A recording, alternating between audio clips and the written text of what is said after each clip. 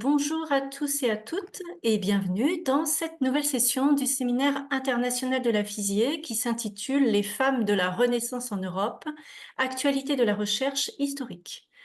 Aujourd'hui donc, nous aurons le plaisir d'écouter Sylvie Leclèche, qui est directrice adjointe des archives diplomatiques, et Mary Wiesner-Angst de l'Université du Wisconsin-Milwaukee.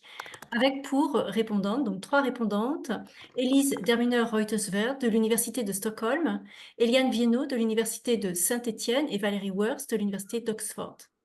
Cette session a été organisée par le Center for Early Modern Studies de l'Université de Madison, Wisconsin, par l'Institute of Medieval and Early Modern Studies de l'Université de Durham, par l'Atelier 16e siècle de Sorbonne Université, par l'Association d'études sur la Renaissance, l'humanisme et la Réforme, et par l'Association des historiens modernistes des universités françaises. Hello, everyone, and welcome to another session of the FISIER International Seminar. Today's session is Renaissance Women in Europe, Current Historical Research. We'll have the pleasure of listening to Sylvie Leclèche, Deputy Director of the Diplomatic Archives, Mary Wiesner-Angst, University of Wisconsin-Milwaukee, with Elise Delminer-Reuterswerd, Stockholm University, Eliane Viennot, University of Saint-Étienne, and Valérie Wurst, Oxford University, as discussants. This session was organized by the Center for Early Modern Studies at the University of Madison, Wisconsin, the Institute of Medieval and Early Modern Studies at the University of Durham, the Atelier 16e siècle at Sorbonne University, and the Association d'études sur la Renaissance, l'humanisme et la Réforme, and the Association des historiens modernistes des universités françaises. Et je présente tout de suite Sylvie Leclèche, qui est archiviste paléographe et conservatrice générale du patrimoine. Elle a exercé de multiples responsabilités aux archives et elle est depuis 2018 inspectrice générale des patrimoines à la Direction générale des patrimoines. Elle est chercheuse associée de l'UMR Artéis de l'Université de Dijon avec pour thème de recherche les élites du Moyen-Âge et de la période moderne. Elle est aussi vice-présidente de la Commission d'histoire moderne et des révolutions du Comité des travaux historiques et scientifiques, membre du Conseil scientifique des rendez-vous de l'histoire de Blois et membre du Conseil scientifique du Centre d'études médiévales d'Auxerre. Sa thèse s'intitulait « Chancellerie et culture au XVIe siècle, les notaires et secrétaires du roi de 1515 à 1547 ». Elle a reçu le prix Auguste Molinier. On lui doit un ouvrage sur l'Hôtel-Dieu de Tonnerre, 2 biographies de François Ier et Philippe le Bel et des biographies des grands humanistes du XVIe siècle, Guillaume Budet, Jacques Amyot, Philippe Duplessis-Mornay. Elle a récemment publié « Femmes de la Renaissance, elles ont lutté pour leur liberté ». C'est un ouvrage qui date de 2021 et elle va nous parler des aspects de la condition féminine des femmes de la Renaissance, contraintes et marges de manœuvre. Sylvie Leclèche is a paleographer, archivist, and general curator of heritage. She's held a number of positions at the archives and since 2018 has been inspectrice générale des patrimoines at the Direction générale des patrimoines. She's an associate member at UMR Artéis at the University of Dijon with a research focus on the elites of the Middle Ages and modern period. She's also vice president of the Commission d'histoire moderne et des révolutions of the Comité des travaux historiques et scientifiques, a member of the Scientific Council of the Rendez-vous de l'Histoire de Blois, and a member of the Scientific Council of the Centre d'études médiévales d'Auxerre. Her thesis, entitled Chancellery and Culture in the 16th Century, The Notaries and Secretaries of the King from 1515 to 47, was awarded the Prix Auguste Molinier. She's written a book on the Hôtel-Dieu de Tonnerre, 2 biographies, one of François Ier and the other of Philippe le Bel, and biographies of great 16th century humanists Guillaume Budet, Jacques Amyot, Philippe Duplessis-Mornay. She recently published in 2021, Women of the Renaissance, They Fought for Their Freedom.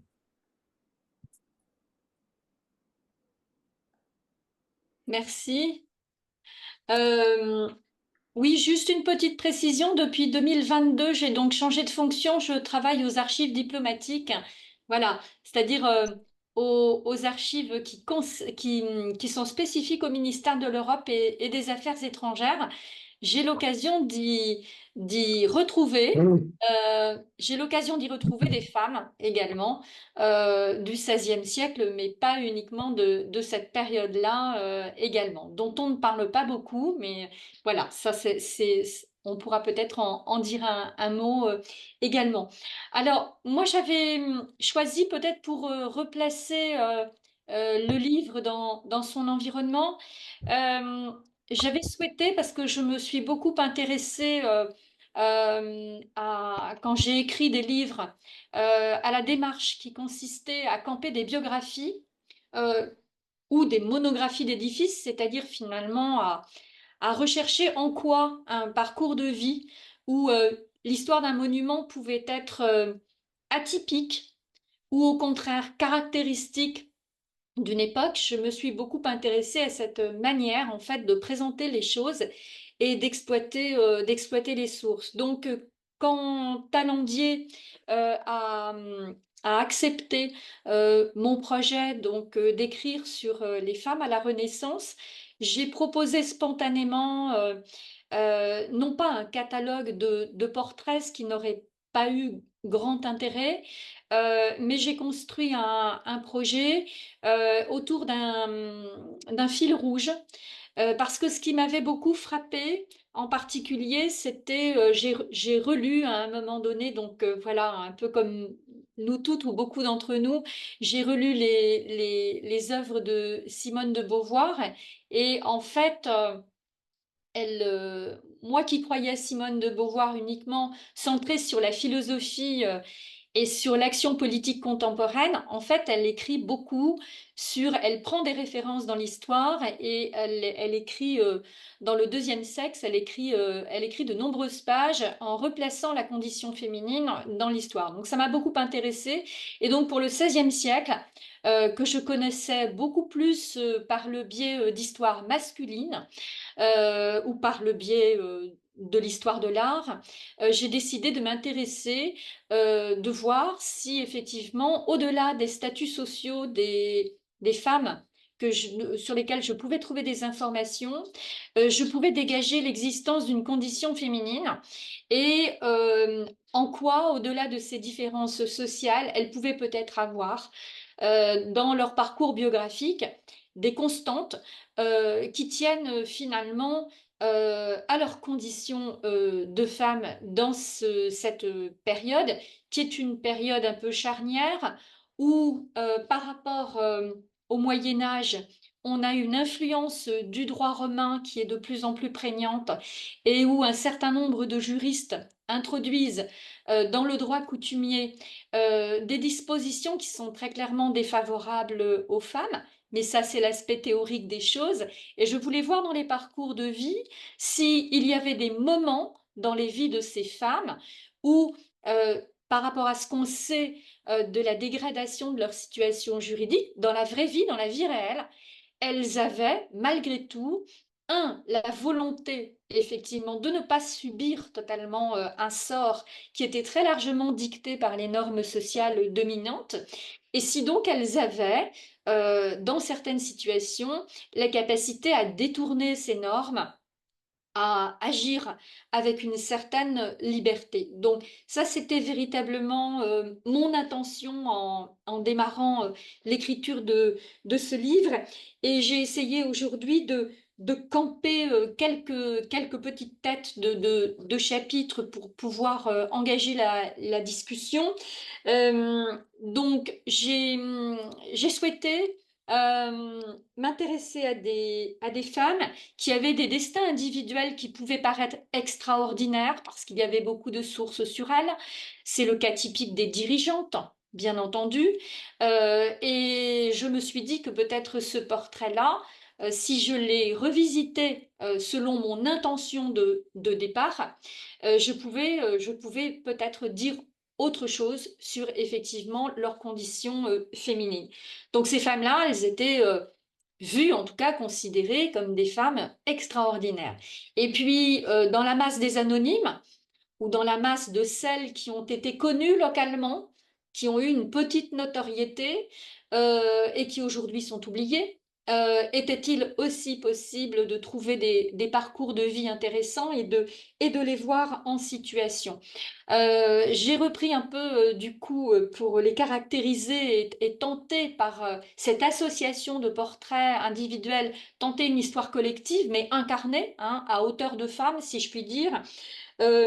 J'ai j'ai fait référence dans mon livre à une habitude sociale qui est très présente dans l'aristocratie et qui est celle des galeries en fait de portraits que vous pouvez trouver dans les châteaux, y compris dans le moindre château rural aujourd'hui très oublié, hein, pas forcément les châteaux très très connus.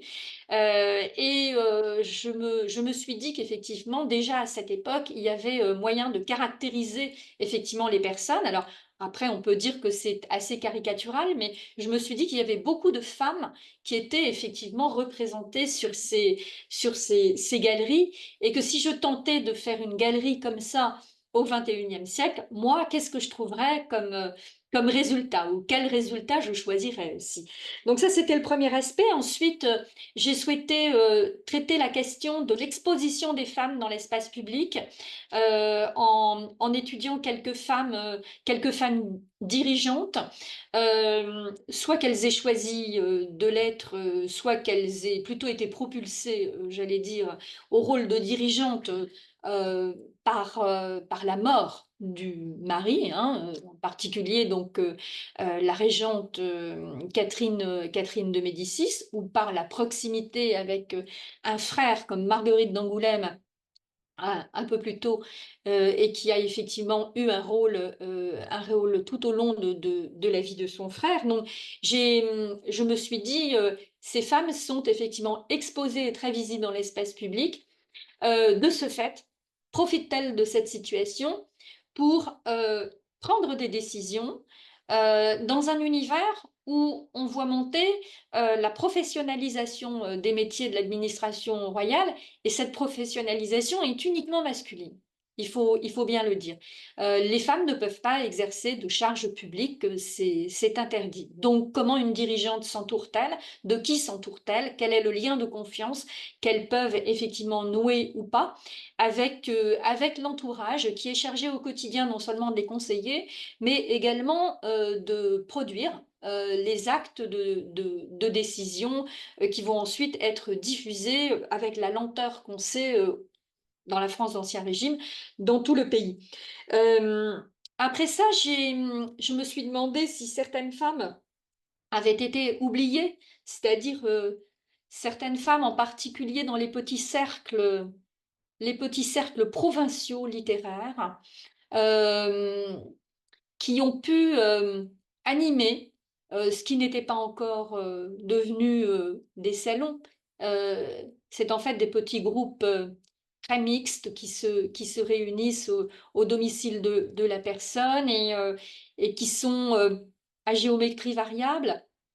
On a du mal d'ailleurs à identifier très clairement les participants, parce que un certain nombre de personnes s'amusent à prendre des noms d'emprunt, et un certain nombre de femmes, effectivement, au XVIe siècle, dans des villes qui aujourd'hui sont des petites villes ou des villes de taille moyenne. Eh bien, à l'époque, j'allais dire, tout n'était pas encore concentré à Paris, hein, et il y avait une vie culturelle qui était animée par un certain nombre de femmes euh, relevant plutôt de la bourgeoisie commerçante ou de la petite noblesse d'office.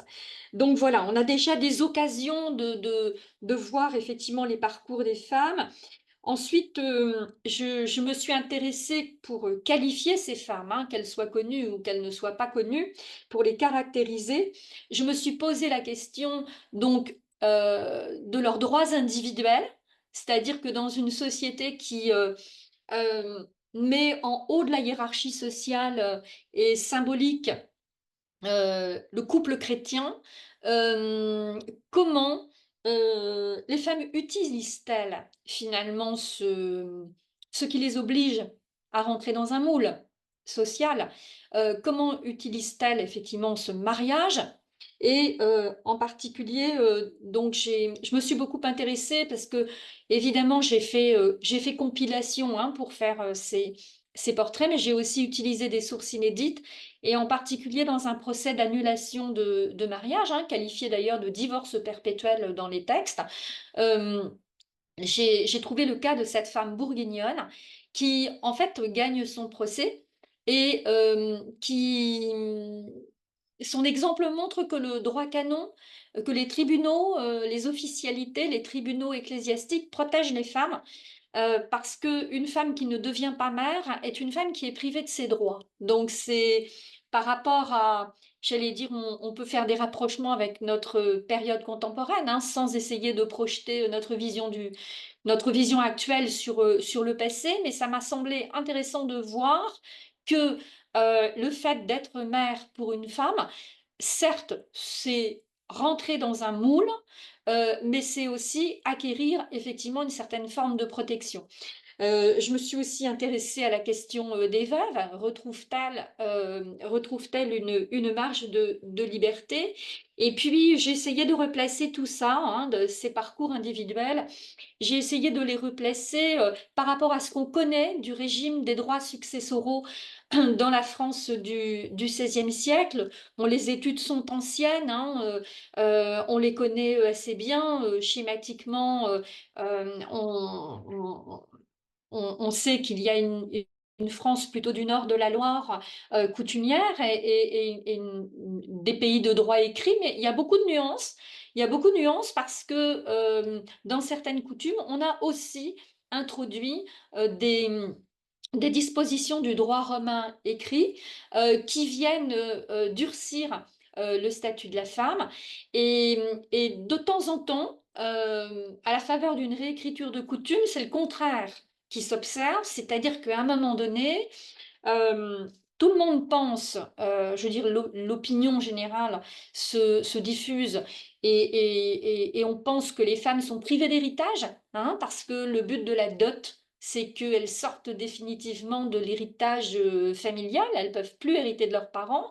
Non, il y a une modification à la fin du XVIe siècle alors que les travaux théoriques des juristes durcissent la condition de la femme, et ben là, sur la coutume de Paris, ben, si, il y a une ouverture. Les femmes peuvent effectivement, en rapportant leur dot, pouvoir être évaluées parmi les héritiers et recevoir leur part d'héritage. Donc, tout ceci, effectivement, m'a permis de nourrir des trajectoires. J'avais essayé aussi de ne pas m'intéresser qu'aux femmes de la région parisienne, de trouver des exemples, hein, parce que voilà, ça aurait été très caricatural de ne prendre que des exemples, effectivement, sur l'environnement parisien. Après cette quatrième caractéristique, c'est-à-dire effectivement voir en quoi elles ont des droits individuels, je me suis intéressée à l'activité des femmes. L'activité formelle, informelle, la place qu'elles prennent, dans certains cas, dans la création de valeur et la création de richesses pour la société. Et c'est pas un hasard si je me suis intéressée effectivement à Charlotte Guillard, hein, à laquelle a été consacré un très beau livre récent. Et Charlotte Guillard est le type même de l'entrepreneuse. Moi, en consultant ce livre récent, je n'étais pas entièrement en accord avec tout ce qui se disait. En particulier, il y a un passage qui dit que Charlotte Guillard est quasiment une illettrée. Bon, pour moi, c'était mal poser la question. Parce que, en fait, dans les milieux du livre, il y a une association entre des personnes très lettrées, des humanistes qui travaillent, qui sont consultés, qui sont quasiment des directeurs littéraires, qui sont également dans l'atelier, mais il y a toute une chaîne d'artisans qualifiés et il y a une compétence dans laquelle les femmes au XVIe siècle, en gros, sont très fortes parce qu'on les laisse être très fortes. C'est la gestion des affaires familiales.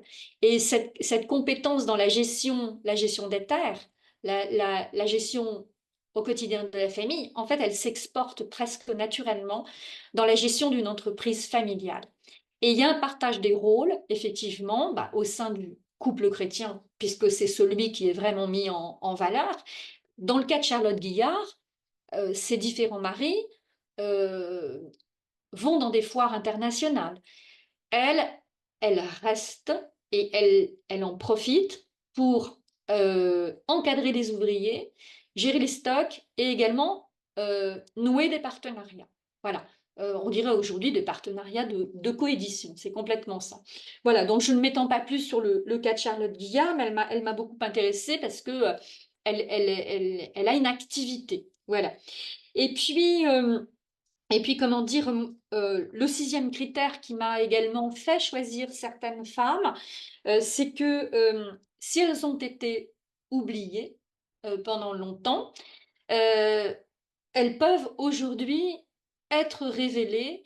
Et là, c'est un petit peu la conservatrice du patrimoine qui parle, c'est-à-dire que j'ai été très étonnée en faisant ces recherches, pour lesquelles je n'avais qu'un temps limité, de la mise à disposition des sources, effectivement, par les programmes de numérisation, de l'existence beaucoup plus fréquente de plateformes extrêmement nourries comme Cours de France ou le dictionnaire dont le nom m'échappe sur l'heure, ce qui donne énormément de biographies féminines, par rapport à l'état même d'il y a 10 ans de ce que j'ai connu. J'ai trouvé que la mise à disposition de sources permet aujourd'hui de révéler des trajectoires auxquelles, inconsciemment et peut-être par conditionnement, nous n'avions, en tout cas les femmes de ma génération, finalement ne s'étaient pas tant que ça intéressées. Voilà. Et il faut se poser la question aujourd'hui, qu'est-ce qui vient du fait qu'on nous a orientés vers des sujets de thèse qui nous faisaient consulter des sources en original, qui étaient des sources qui parlaient. Moi, j'ai travaillé sur un milieu d'officiers royaux, mais il était uniquement masculin, bien entendu. En revanche, j'avais eu l'intuition, mais je n'avais pas pu travailler autrement que par un ou deux chapitres que j'ai consacrés à ça dans ma thèse, mais certains de ces hommes étaient entourés effectivement de femmes et ils en parlaient. Voilà, dans leur mémoire. Donc, il y avait bien, voilà. Mais sauf que ces femmes, en dehors de cette mention, eh bien, voyez-vous, l'historiographie, pendant très longtemps, ne s'y est pas intéressée. Voilà. Et j'ai trouvé intéressant, enfin, important, de dire que, en dehors de cet aspect révélation par les sources, ces femmes avaient laissé des traces. Alors, vous me direz, évidemment, elles n'ont pas toutes laissé les mêmes traces. Mais grosso modo, schématiquement, et on pourra y revenir, celles qui étaient en capacité de s'exprimer sur elles-mêmes ou s'exprimer sur la vision du monde, elles ont laissé des traces.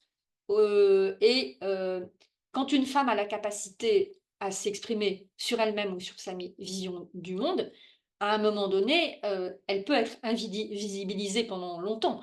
Mais malgré tout, elle a utilisé cette marge de liberté que lui permettait son instruction, peut-être un certain temps libre aussi, pour pouvoir produire, et produire une pensée qui ne soit pas uniquement une pensée conformiste.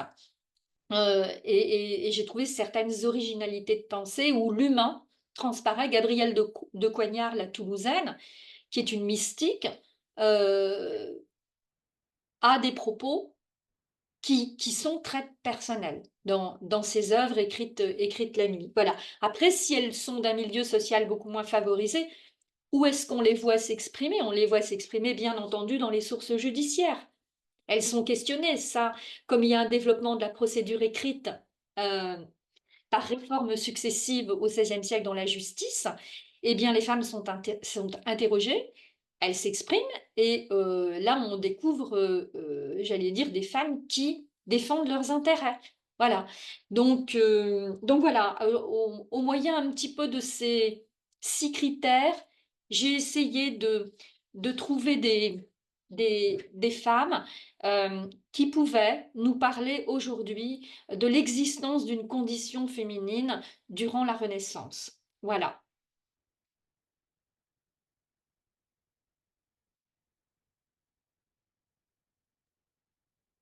Merci beaucoup, Sylvie Leclèche, pour cette présentation, pour les pistes aussi qu'elles ouvrent au débat, aux discussions qu'il y aura, alors qu'on va reporter à tout à l'heure, puisque nous allons passer tout de suite la parole à Mary Wisner-Hanks, et je vais laisser la parole à Ulrich Langer qui va la présenter. Merci beaucoup. Thank you. Mary Wiesner-Hanks is Distinguished Professor of History and Women's and Gender Studies Emerita at the University of Wisconsin-Milwaukee. She is the longtime senior editor of the 16th Century Journal, former editor of the Journal of Global History, editor-in-chief of the 7-volume Cambridge World History, published in 2015, and co-editor with Matthew Kuefler of the 4-volume Cambridge World History of Sexualities, published this year, 2024.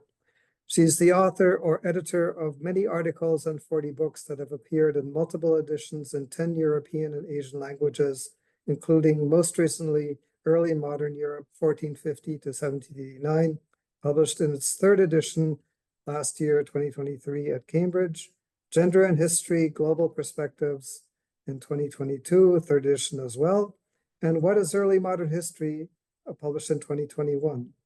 Forthcoming in August from Yale is Women and the Reformations, A Global History.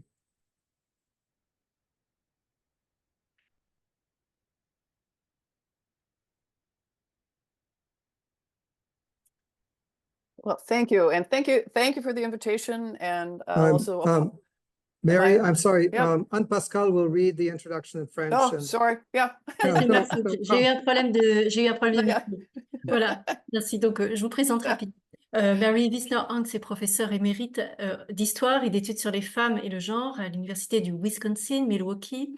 Elle est depuis longtemps rédactrice en chef du 16th Century Journal, ancienne rédactrice en chef du Journal of Global History, rédactrice en chef des 7 volumes de la Cambridge World History et co-rédactrice en chef avec Matthew Kuefler des 4 volumes de la Cambridge World History of Sexualities, qui date de 2024. Elle est l'autrice ou l'éditrice de nombreux articles et de 40 livres qui ont été publiés en plusieurs éditions dans 10 langues européennes et asiatiques, dont les plus récents sont Early Modern Europe, donc 1450-1789, qui date de 2023 pour la 3e édition, Gender in History, Global Perspectives, donc 3e édition en 2022, et What is Early Modern History, donc de 2021.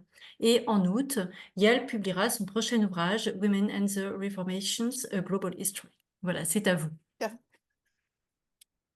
No, thank you. And also thank you for the invitation, and apologies that my French is not up to handling questions in it. I was actually pleased. It's been a long time since I've listened to French, since before the pandemic. And I was pleased that you know how much of Sylvie's talk I could understand.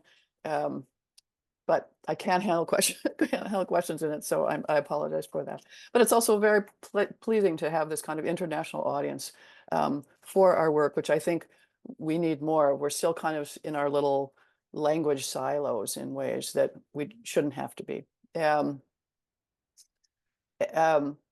So I'm supposed to confirm my speaking language. Should I do something with that for your Zoom, or should I think that might automatically translate it into English then. I won't do anything. How's that? I'll just leave. I'm getting a message from Zoom. All right, I'll just talk. When I started graduate school 50 years ago, 50 years ago this year, I could read every book published in English on women and the Renaissance and Reformation in about a month, other than biographies of queens and royal mistresses. There was Ruth Kelso's Doctrine for the Lady of the Renaissance, which has been out in 1956. There were the first 2 of Roland Bainton's 3 books of biographical sketches of women in the Reformation. There were some studies of family relations, witchcraft, and work. Joan Kelly's Did Women Have a Renaissance was still a few years in the future. First published in 1977 in the essay collection Becoming Visible, as were Natalie Zeman Davis's and Christiane Clapiche-Souvert's first articles on women. They weren't out yet. If I added books in French and German and Italian, that might have taken another month, as would adding articles, but not much more than that. And I should say, on a related note, when I started graduate school in history, that was at Madison, UW-Madison, in 1974. There was a faculty of about 60 people. 2 of them were women, 2, both of them untenured. My students can't believe that somebody who went to graduate school when numbers were like that is like still alive today. However, I look back now somewhat nostalgically at that time, when it was possible to have an overview of everything. Who knew how quickly this would change? When I published the first edition of Women and Gender in Early Modern Europe, that was in 1993, I described what had happened in women's history and related fields since the 1970s as an explosion, and this has only become a larger one since. Our bookshelves grown and our file cabinets and laptop folders burst with a spectacular array of research. The study of Renaissance and early modern women has been interdisciplinary since it began, so along with research by historians, there have been essential works in literature, philosophy, history of science, art history, music history, and just many other fields. One book series, and this is Women and Gender in the Early Modern World, published more than 100 books while it was at Ashgate, and then more when the series split in 20 and moved to Nebraska and Rutledge. Complicated story there. University of Amsterdam Press began another book series in 2018, Gendering the Late Medieval and Early Modern World, of which I'm one of the editors. We've now published nearly 30 books with a steady stream of proposals coming in, and we can't keep up with it. The Other Voice in Early Modern Europe series of translations and editions of works by women published 60 volumes while it was at the University of Chicago Press from 1993 to 2009, and since then nearly 100 at Toronto, with many more on the way. And just go on their website and you just see them. It's magnificent. Charles Beam and Carol Levin are editing an entire series on queenship and power at Palgrave Macmillan that now has more than 80 titles, most of them about Europe from 1200 to 1800. I would say parenthetically, far too many of them are about Elizabeth I, in my opinion. I don't think we need another book about her at all, but shh, don't tell my Tudor historian friends of that. There is no stopping people's fascination with her. So they'll keep coming. Every journal that covers the Renaissance and early modern era regularly has articles on women, gender, and sexuality. Medieval Feminist Forum has been published for almost 40 years ago. It was first published as a mimeographed 2-page newsletter that we got in the mail, like the regular old mail. Early Modern Women Journal has now been published for 18 years. I can hardly make it through the book reviews in these, much less read the books, or even read all the articles. When Early Modern Women Journal began publishing, Nick Terpstra, who was then the primary editor of Renaissance Quarterly, and I, as the senior editor of 16th Century Journal, we worried kind of that we wouldn't get any more submissions on women and gender. We didn't need to worry. There are plenty. What historians of women in the Renaissance and early modern era then have, I think, been key to history's turn to gender as a key category of analysis. And they've also been important to many of the other turns that history has taken over the last several decades. When I wrote the first edition of Women and Gender in Early Modern Europe, so this is 1993, the linguistic turn or the cultural turn was at its height. And I spent a fair number of pages in that book's introduction, clarifying deconstruction and post-structuralism to readers who were undergraduates, and explaining why these elicited such sharp debates among feminist historians. By the 2010s, that debate sort of seemed to have run its course, so that section shrank in later editions, and I added discussions of and examples of other turns that have shaped historical scholarship on women and gender. For the fourth edition, which came out in 2019, these were the spatial turn, the emotional turn, the material, and the global, all of which have remained important as we have moved into the 2020s. So what I'd like to do for the rest of my talk today is highlight a few examples of recent scholarship in English on Renaissance and early modern women that are part of the spatial, emotional, and material turn, with both European and global examples in each of them. I'm going to mention only books, and I sent along this list with those and some other works. You can find them easily afterwards.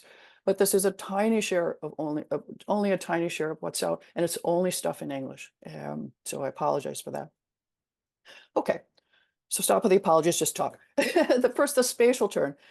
The spatial turn has led scholars to more closely examine borders and their permeability, connections and interactions, frontiers, actual and imagined spatial crossings, migration, displacement, the natural and built environment. They've argued that space is both a geopolitical formation and a way of perceiving, producing, and organizing knowledge. All of these spaces and the roots within and between them were gendered. Real walls, houses, convents, churches, courtyards, market stalls, separated or were supposed to separate women and men. Travel and commerce generally involved more men than women. which had an impact on families left behind on one end of a route and on those formed at the other end or somewhere along the way. Voluntary and forced migration shifted the gender balance, necessitating new forms of marriage and other social and sexual relationships.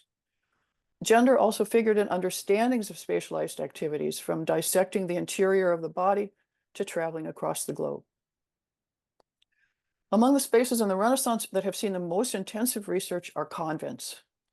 In part, this is a function of sources, for convents house literate women, controlled property and people, who are often linked with powerful families. I think so much as what Sylvie said, we have to think about where are the sources and what are they and how has that shaped the research that we've done. So in terms of convents, art historians have explored how convents acted as patrons of the visual arts, ordering paintings and sculpture with specific subjects and particular styles for their own buildings and those of the male religious institutions they supported, thus shaping the spaces inhabited by men as well as the spaces inhabited by women. Music historians have shown how women sang, composed, and played musical instruments, with their sounds sometimes reaching far beyond convent walls to create a soundscape, which is another new topic that's coming out right now, it's great, that was filled with women's voices. Religious historians have examined the ways in which women circumvented, subverted, opposed, and occasionally followed the wishes of church authorities. Social historians have explored the ways in which women behind convent walls shaped family dynamics and thus political life. More importantly, scholars in all of these fields have thought about the ways that their stories intersect, as art and music both shape devotional practices and are shaped by it, as family chapels and tombs, often built by women, represent and reinforce power hierarchies, as artistic, literary, political, and intellectual patronage relationships influence and are influenced by doctrinal and institutional changes in the church. Convents and their residents were very much part of the public realm of power politics and culture, what Elizabeth Slayfeld has termed permeable cloisters. Okay. Sharon Strokia's, for some specifics, Sharon Strokia's Nuns and Nunneries in Renaissance Florence from 2009 provides an excellent example of this new scholarship on convents. She sets convents within broad political, economic, and ideological frameworks at a time when convents in Florence saw explosive growth. I'm sure many of you know, by 1552, roughly 1 in 8 Florentine women lived in a religious community. So it's a huge share of the female population. Convent residents were highly educated and well-connected, and they transformed convents into sites of cultural patronage and political power. As their economic influence grew, convents found new ways of supporting themselves. They established schools, produced manuscripts, and manufactured textiles in Florence's booming textile industry. As one reviewer of Strokia's book commented, Strokia convincingly moves the history of nuns and nunneries to the center of our understanding of Renaissance urban geography. And I think that's an important thing in all the things that I'm going to talk about today, that all of these studies not only influence how we understand Renaissance women, but the whole Renaissance beyond, not just women, as if I had to say that. Okay. Women shaped secular spaces as well as religious. In the wonderfully titled Dairy Queens, The Politics of Pastoral Architecture from Catherine de' Medici to Marie Antoinette from 2011, Meredith Martin, who's an art historian, examines what were termed pleasure dairies, which were actual working dairies, most of them are gone now, built by, or in one case for, various queens of France, from Catherine de' Medici to Marie Antoinette. So these are actually within some castle.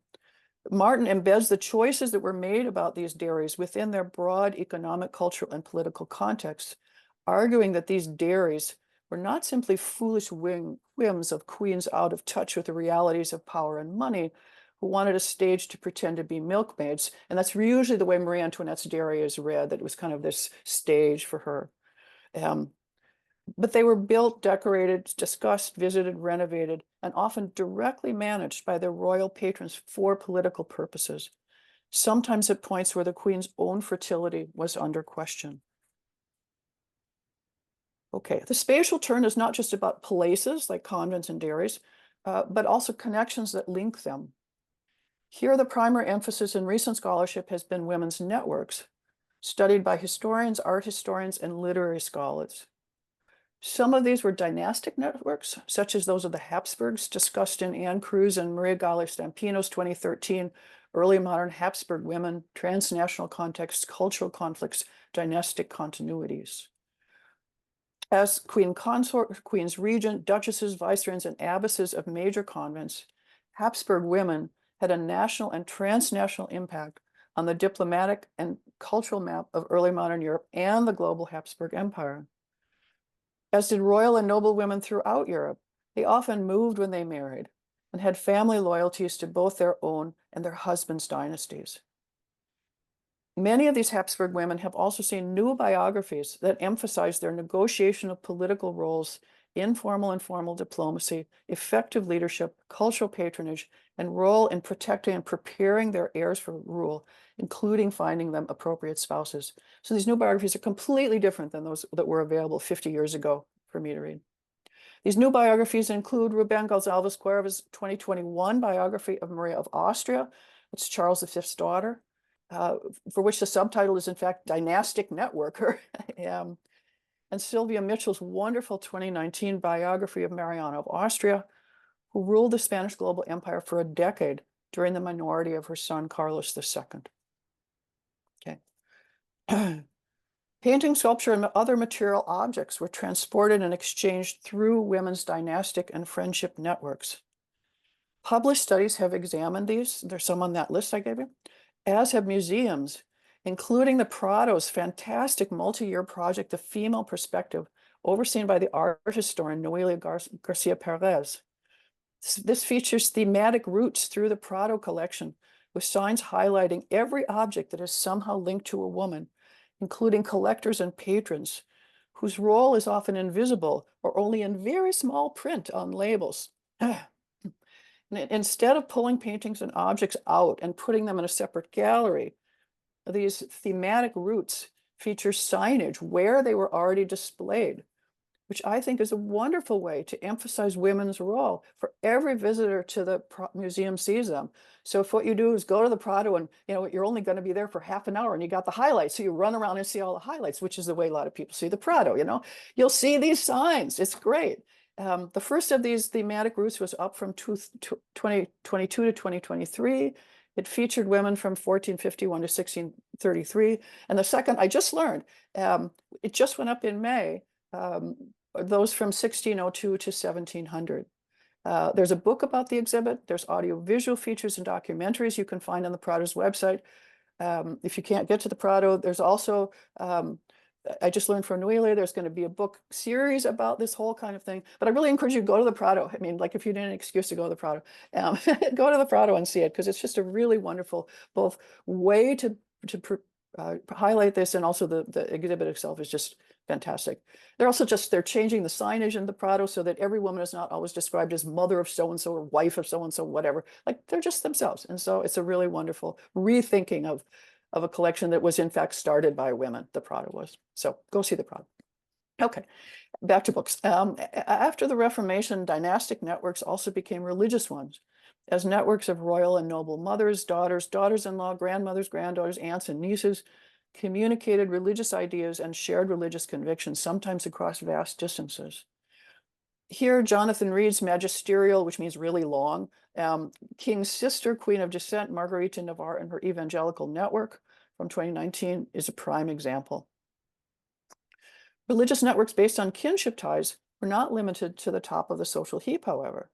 Susan Cogan's 2021 Catholic Social Networks in Early Modern England, Kinship, Gender, and Coexistence is emblematic of recent trends on recusant women, which stress women's centrality in the interwoven networks of Catholic families that stretched from England to Ireland, and also the convents for English Catholics on the continent. Catholicism in England grew increasingly domestic as women transformed their households into religious sanctuaries. And I think we've known about that for quite a long time now, but also increasingly international, as English and Irish nuns in continental convents shaped post-Tridentine religious practices and eventually became involved in trying to restore the Stuarts to the throne. They act as spies and such. It's wonderful. Women's networks often involved letters, as in Julie Campbell and Anne Larson's 2009 Early Modern Women and the Transnational Communities of Letters, and Meredith Ray's 2009 Writing, Gender, and Women's Letter Collections of the Italian Renaissance. Many of these women were multilingual, with a sense of identity mediated by familial, local, regional, national, and transnational affiliations and conflicts. Their letters were integral in cultivating and maintaining networks of kinship, political influence, and cultural patronage.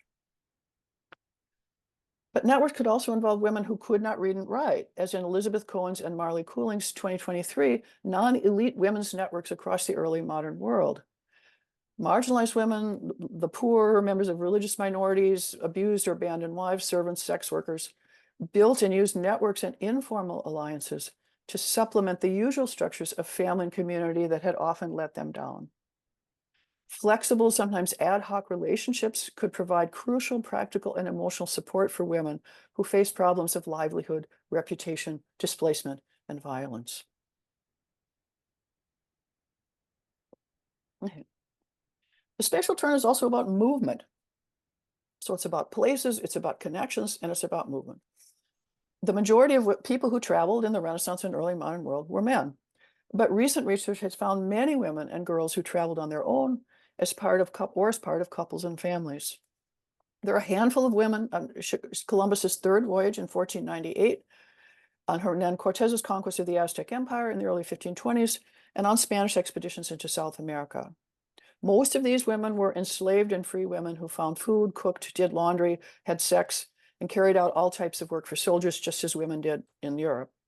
Some of them were higher status women, however, such as Dona Maria Estrada, who arrived in New Spain in 1523 with her husband, so 2 years after Cortez. And when he died, her husband died in 1530, chose to remain there as a widow and manage the financial interests of her family. She became one of Mexico's first mill owners. So this translating of wheat to the New World is partly done by women and enslaved people. She arranged advantageous marriages for her children and secured political appointments for her sons. She set a pattern for her daughters and granddaughters, who also chose to remain widows rather than remarrying and actively managed family assets. Scholarship on women in Spanish and Portuguese American colonies, such as Sarah Owens and Jane Mangan's 2012 Women of the Iberian Atlantic, increasingly emphasizes the active participation of women of all social groups, religious and lay, European, African, Indigenous, and Mestiza, in many aspects of life. Women on the move included not only Europeans and Africans going west across the Atlantic, but also Indigenous Americans going east. The first were women and girls who formed the majority of those captured, enslaved, and taken to Spain by Columbus and other early explorers that began with Columbus's first voyage, who numbered, we now think, in the tens of thousands and maybe more than that, maybe up to 100,000. As Carolyn Dodds-Pennock has argued in her 2023 On Savage Shores, How Indigenous Americans Discovered Europe. Those who survived the hardships of the voyage, violent mistreatment by their enslavers, and European diseases often simply melted into the multi-ethnic worlds of Iberian cities, leaving little trace. But because the enslavement of Indios was technically illegal in Spain, enslaved Indigenous people, including women, show up regularly in Spanish archives appealing for their freedom, as Nancy Van Dusen has analyzed in her 2015 Global Indios, the Indigenous Struggle for Justice in 16th Century Spain.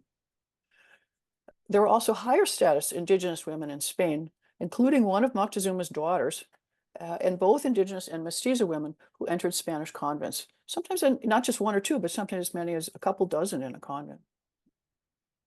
Okay, so back to going the other direction. Most Europeans in the Americas in the 16th century were men.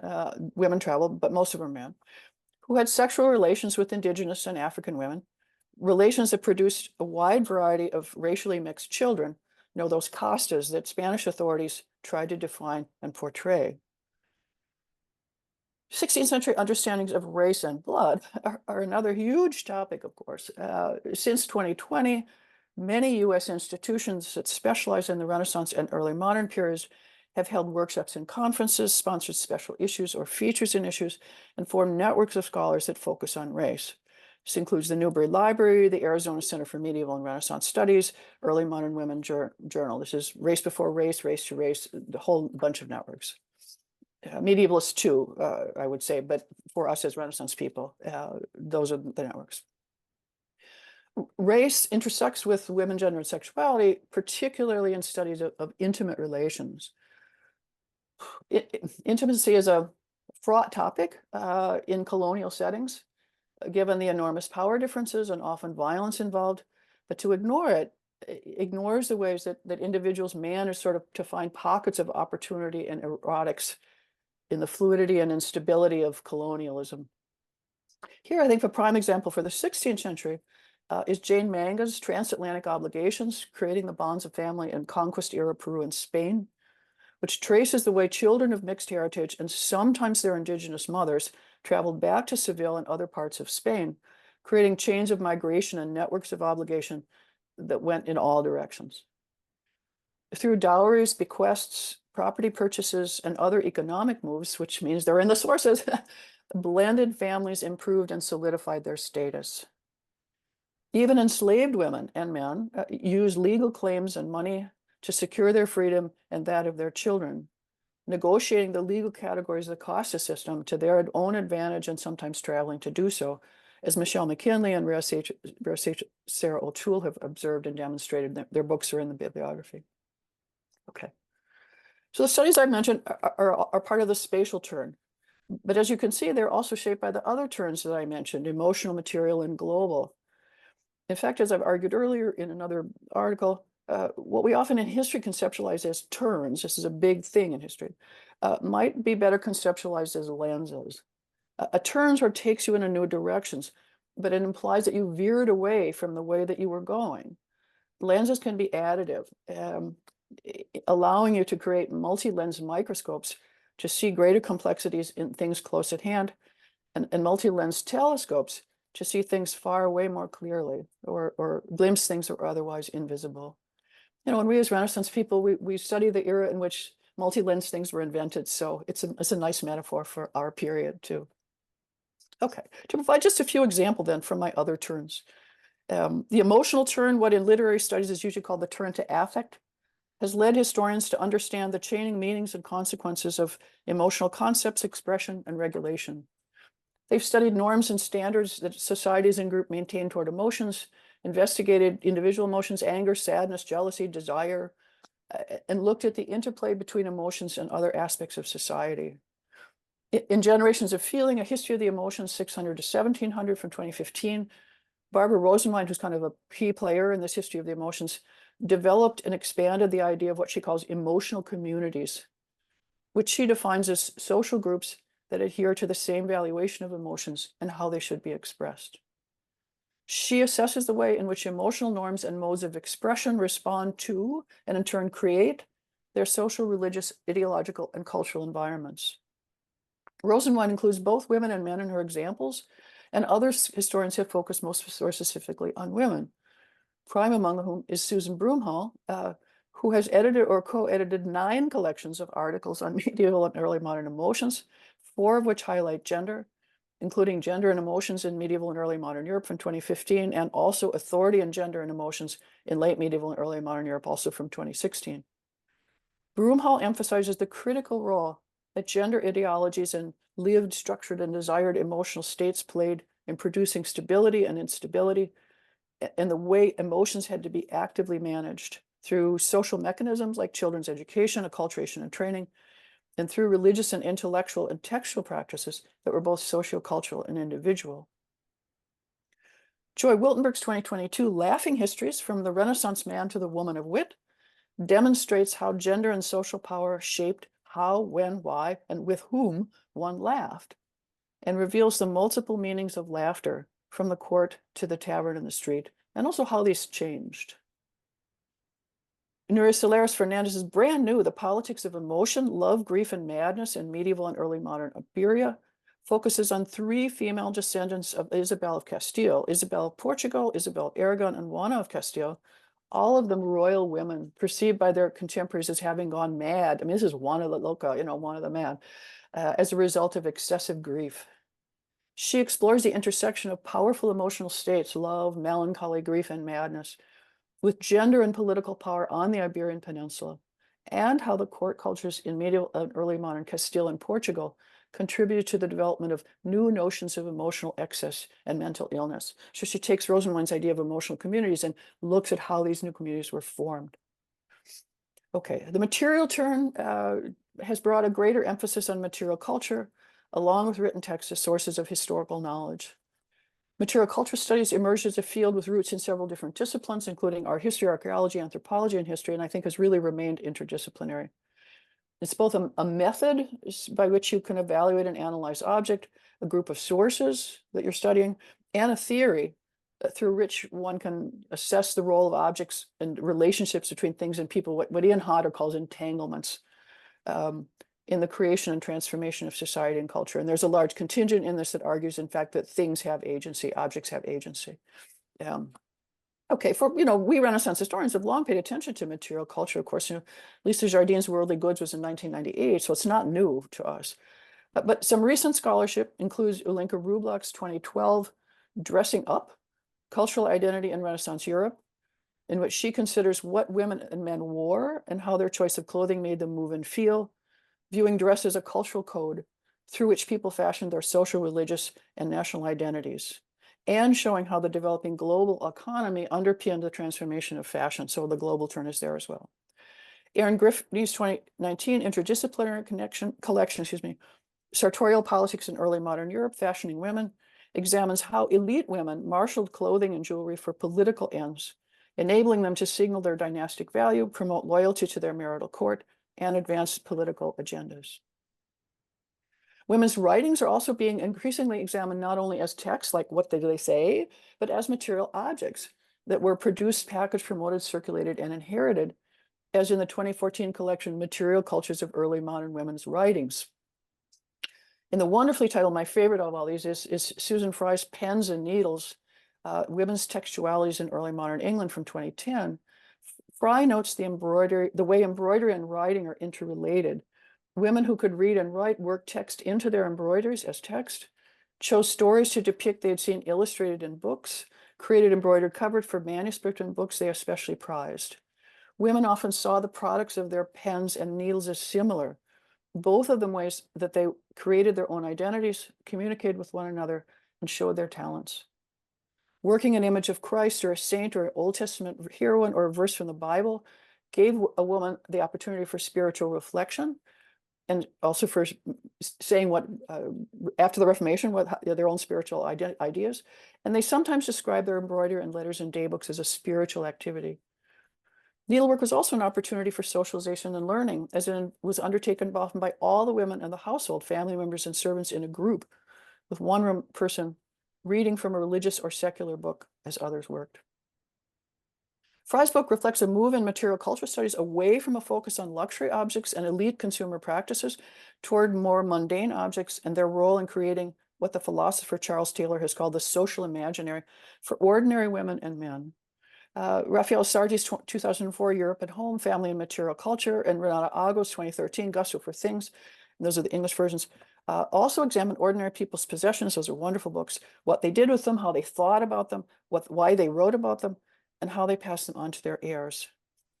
In The Birth of the English Kitchen, Sarah Pennell has both advocated and practiced this emphasis on small things, examining objects found in an early modern kitchen, such as pastry cutters, pots and pans, plates, which were frequently decorated and personalized to include their female owner's name or initials. She argues that the kitchen itself was a laboratory in which needs and novelty, this is as Pennell talking, were experimented with and coalesced as the place where female competencies were founded and realized, and as the topos underpinning the moral and practical disposition of the early modern household. Okay. Studies of women and material culture that are transatlantic or global tend to focus on the 17th and 18th centuries. They're coming out now about the 16th century, but they're not yet. But I just want to mention a couple of these briefly. In Wild Frenchmen and Frenchified Indians, Sophie White has examined the way in which Native American women's choices about material objects, such as beds, windows, laundry, soap, and especially clothing, provide evidence of cultural interdependence and mixture in Louisiana Territory. In their studies of cloth and clothing, Georgia Riolo and Robert Duplessis have shown how the preference for certain patterns in West Africa, especially among women, shaped what cloth European traders brought in by sea or African traders brought by land across the continent. This continued when African women were enslaved and taken across the Atlantic. Across Latin America and the Caribbean, enslaved women used clothing to assert their authority over their own bodies and visually challenge their place in colonial society, as Tamara Walker has demonstrated in Exquisite Slaves, Race, Clothing, and Social Status in Colonial Lima. There's also the preference among Native Americans for certain colors and patterns also shaped what cloth, beads, and other material goods French, Spanish, and English traders sold easily and thus wanted from the European suppliers. So they're communicating back to mills in England saying, we want more red cloth. We don't like this blue cloth. Send us more red. The European consumers are not the only ones driving the early modern consumer revolution. And it's many cases women's taste that's doing it. Okay, so the four turns or lenses I've highlighted, spatial, emotional, material, and global, are not the only new directions in historians' study of Renaissance and early modern women, of course. Along with this ongoing series on race, once a year, Early Modern Women Journal has a forum with 5 or 6 short articles on emerging topics and methods. In 2019, this was mobilities, so space. In 2020, it was disability. In 2021, it was alchemy, which was the planned one, and a bonus forum on epidemics. Of course, 2022, it was soundscapes, and 2023, it's women and climate. Submissions to 16th Century Journal and the articles and book reviews in journals of other times and places reveal that all of these, are, of course, race, epidemics, climate, soundscapes, disability, are themes of increasing importance, not only for Renaissance and early modern women, but for history as a whole. So to sum up, judging by the past 50 years, I would expect scholars of Renaissance and early modern women to be important contributors to those broader conversations. They're right in the middle of it. I'm sure no one anticipated the impact of Joan Kelly's Did Women Have a Renaissance would have, published in a collection designed for students, not in a major journal. But it led to more than 4 decades of intensive historical and literary research as people attempted to confirm, refute, modify, or nuance her answer. Now we're into kind of the nuance phase. It was also key to a broader questioning of the whole notion of historical periodization. It's cited basically in every single thing about what's historical periodization? Here's Joan Kelly, like whatever your basic topic. Debates about periodization might seem arcane to people who aren't historians. I don't need to explain this to you all, but analyzing change and continuity over time is what historians do. And Kelly's article just led to a rethinking of all sorts of golden ages and dark ages in established historical field. It also, I think, helped make newer branches of history, transnational history, indigenous history, and so on, climate history, more self-conscious about the way they divided up time, and aware that gender had to be taken into account as they did this. And the climate historians are even doing this now. It's really great. The breadth and depth of research on Renaissance women in the decades since Kelly's article, I think, have only intensified the sense that the answer to Kelly's question has an impact far beyond what happened in Europe half a millennium ago. Thank you.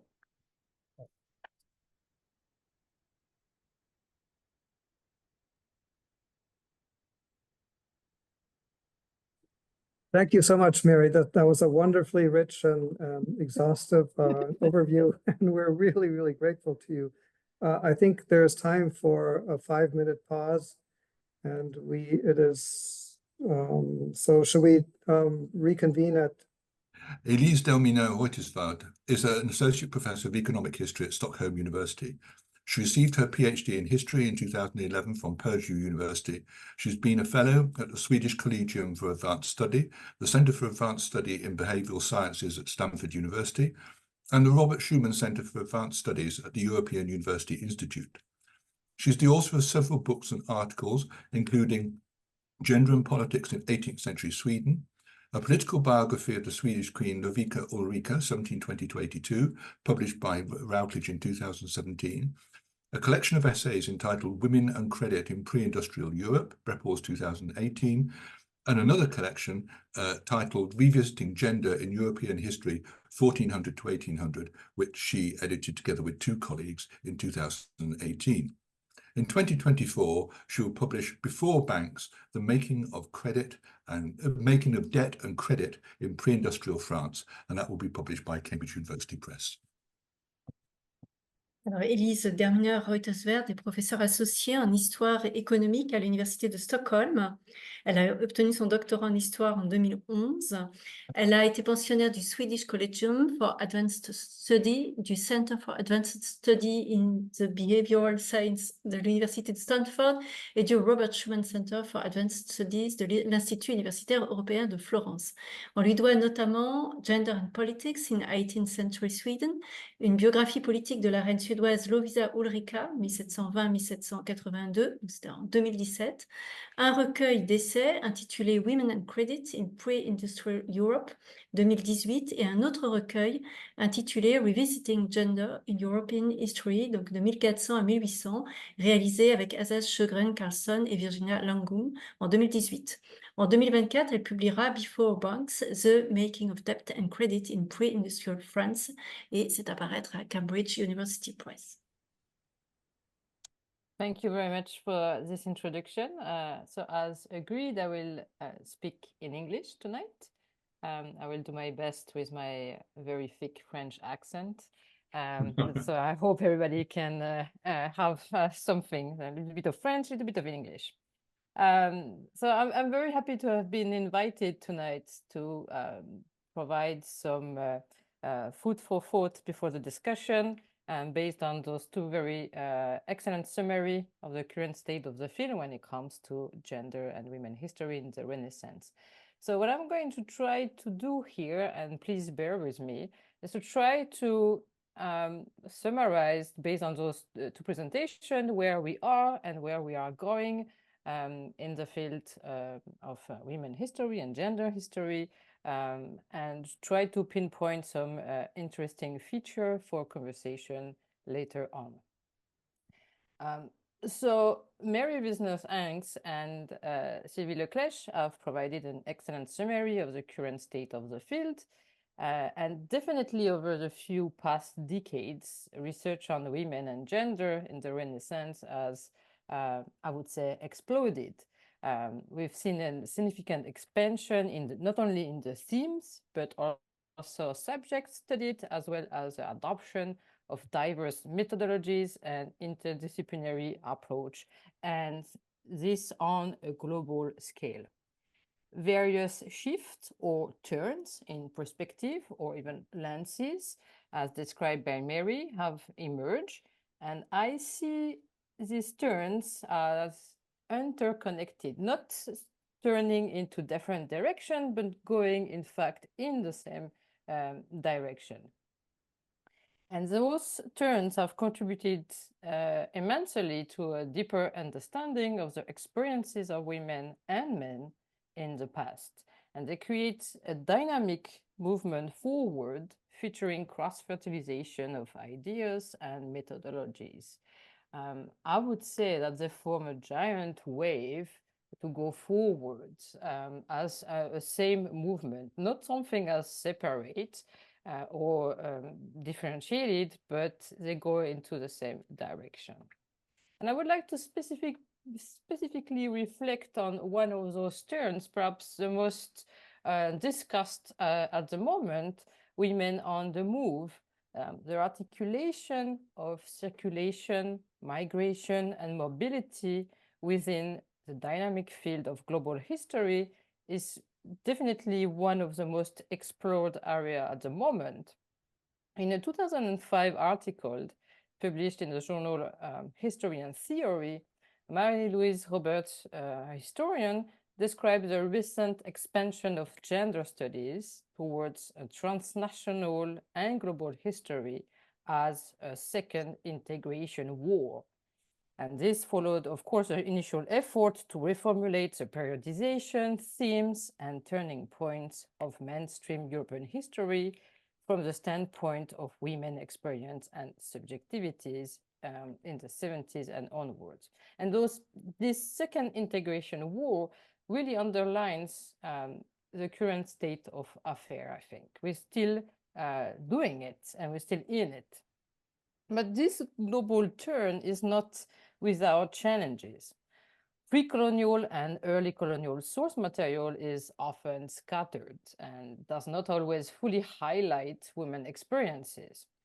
until perhaps technology opens new frontiers for us, there remains a necessary focus on the individual in the available sources that we have, as Sylvie Leclerc underlines in the presentation.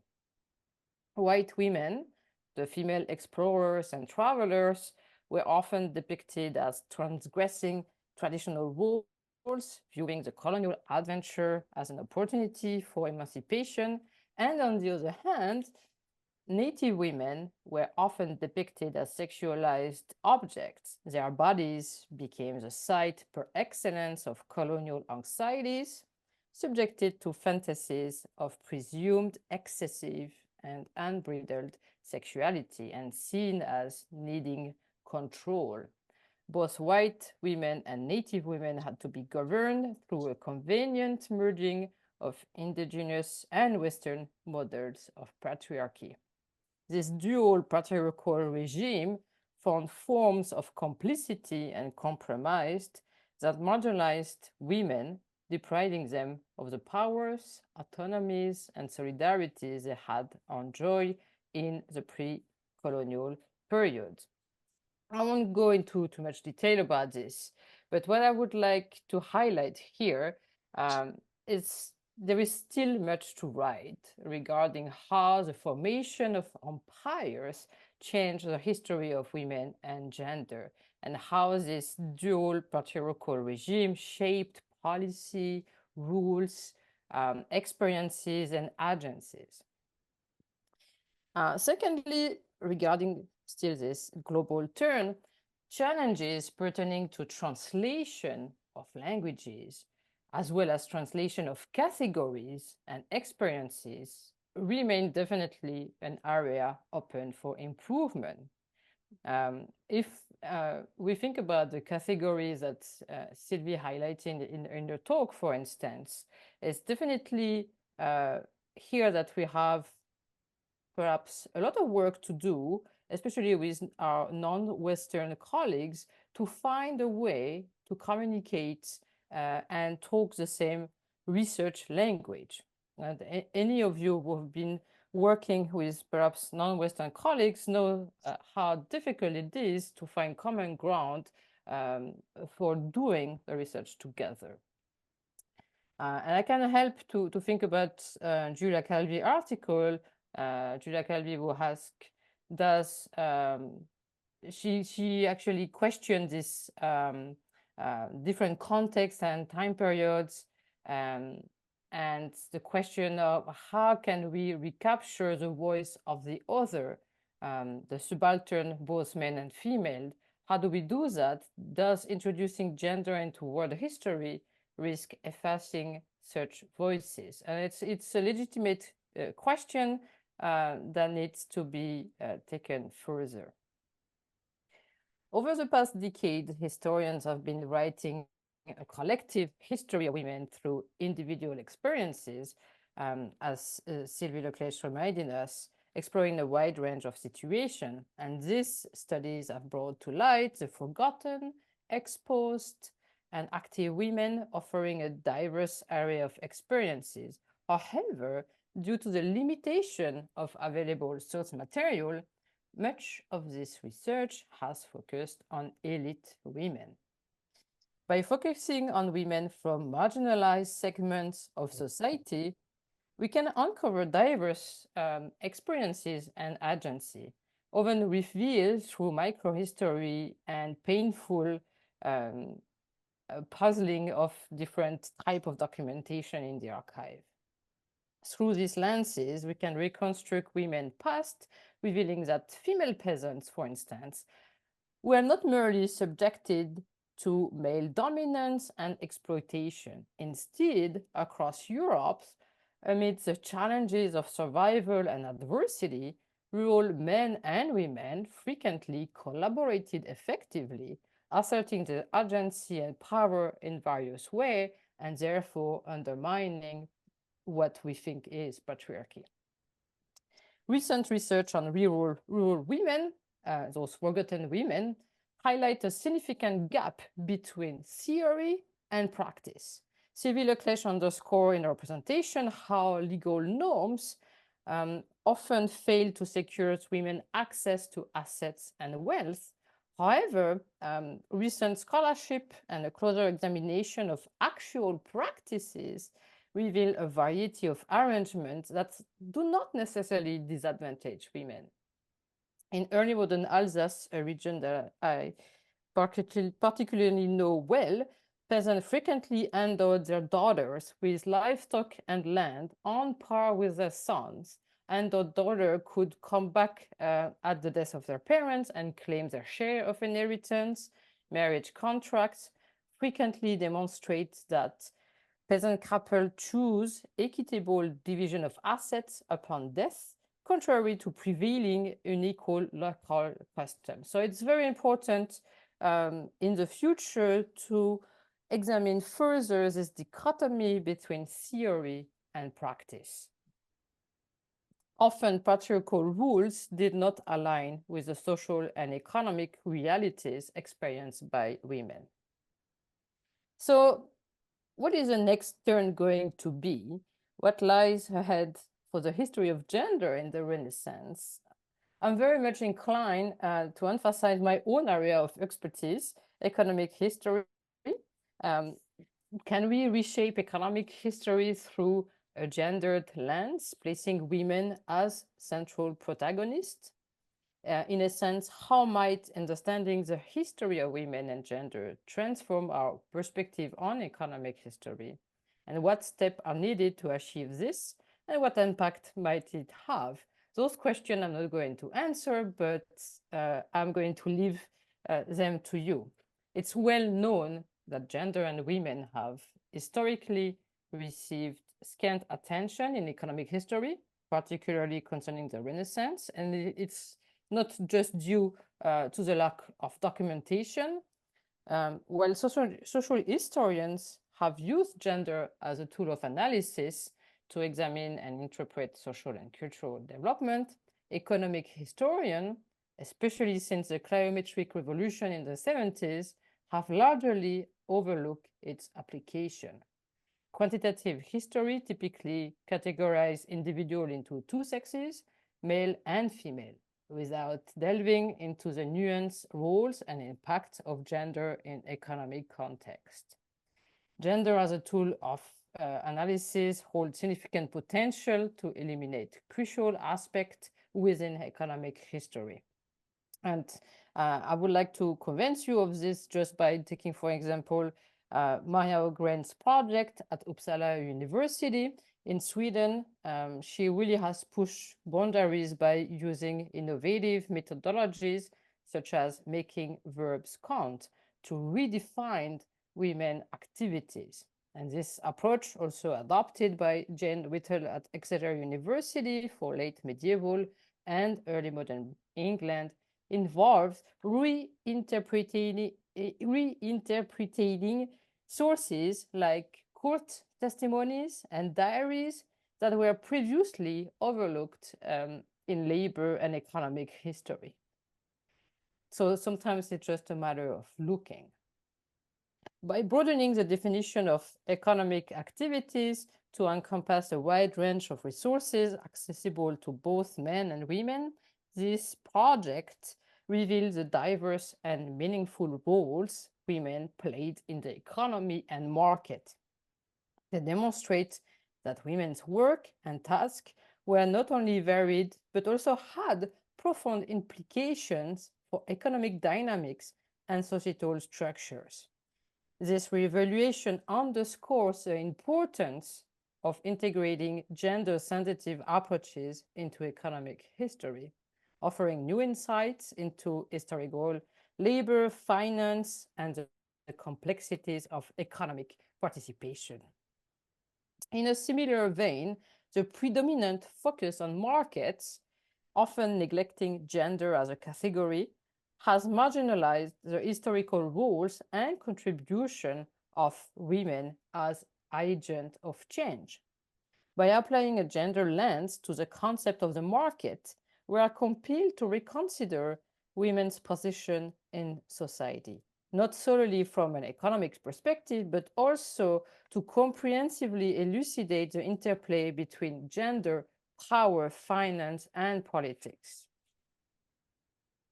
By integrating a gender perspective into our understanding of markets, we can uncover hidden histories, amplify marginalized voices, and gain a more nuanced understanding of historical economic processes, and perhaps even contemporary economic processes. Well, to conclude, there is still considerable work to be undertaken in exploring women agencies, action, and decision within economic history, both from collective and individual perspective.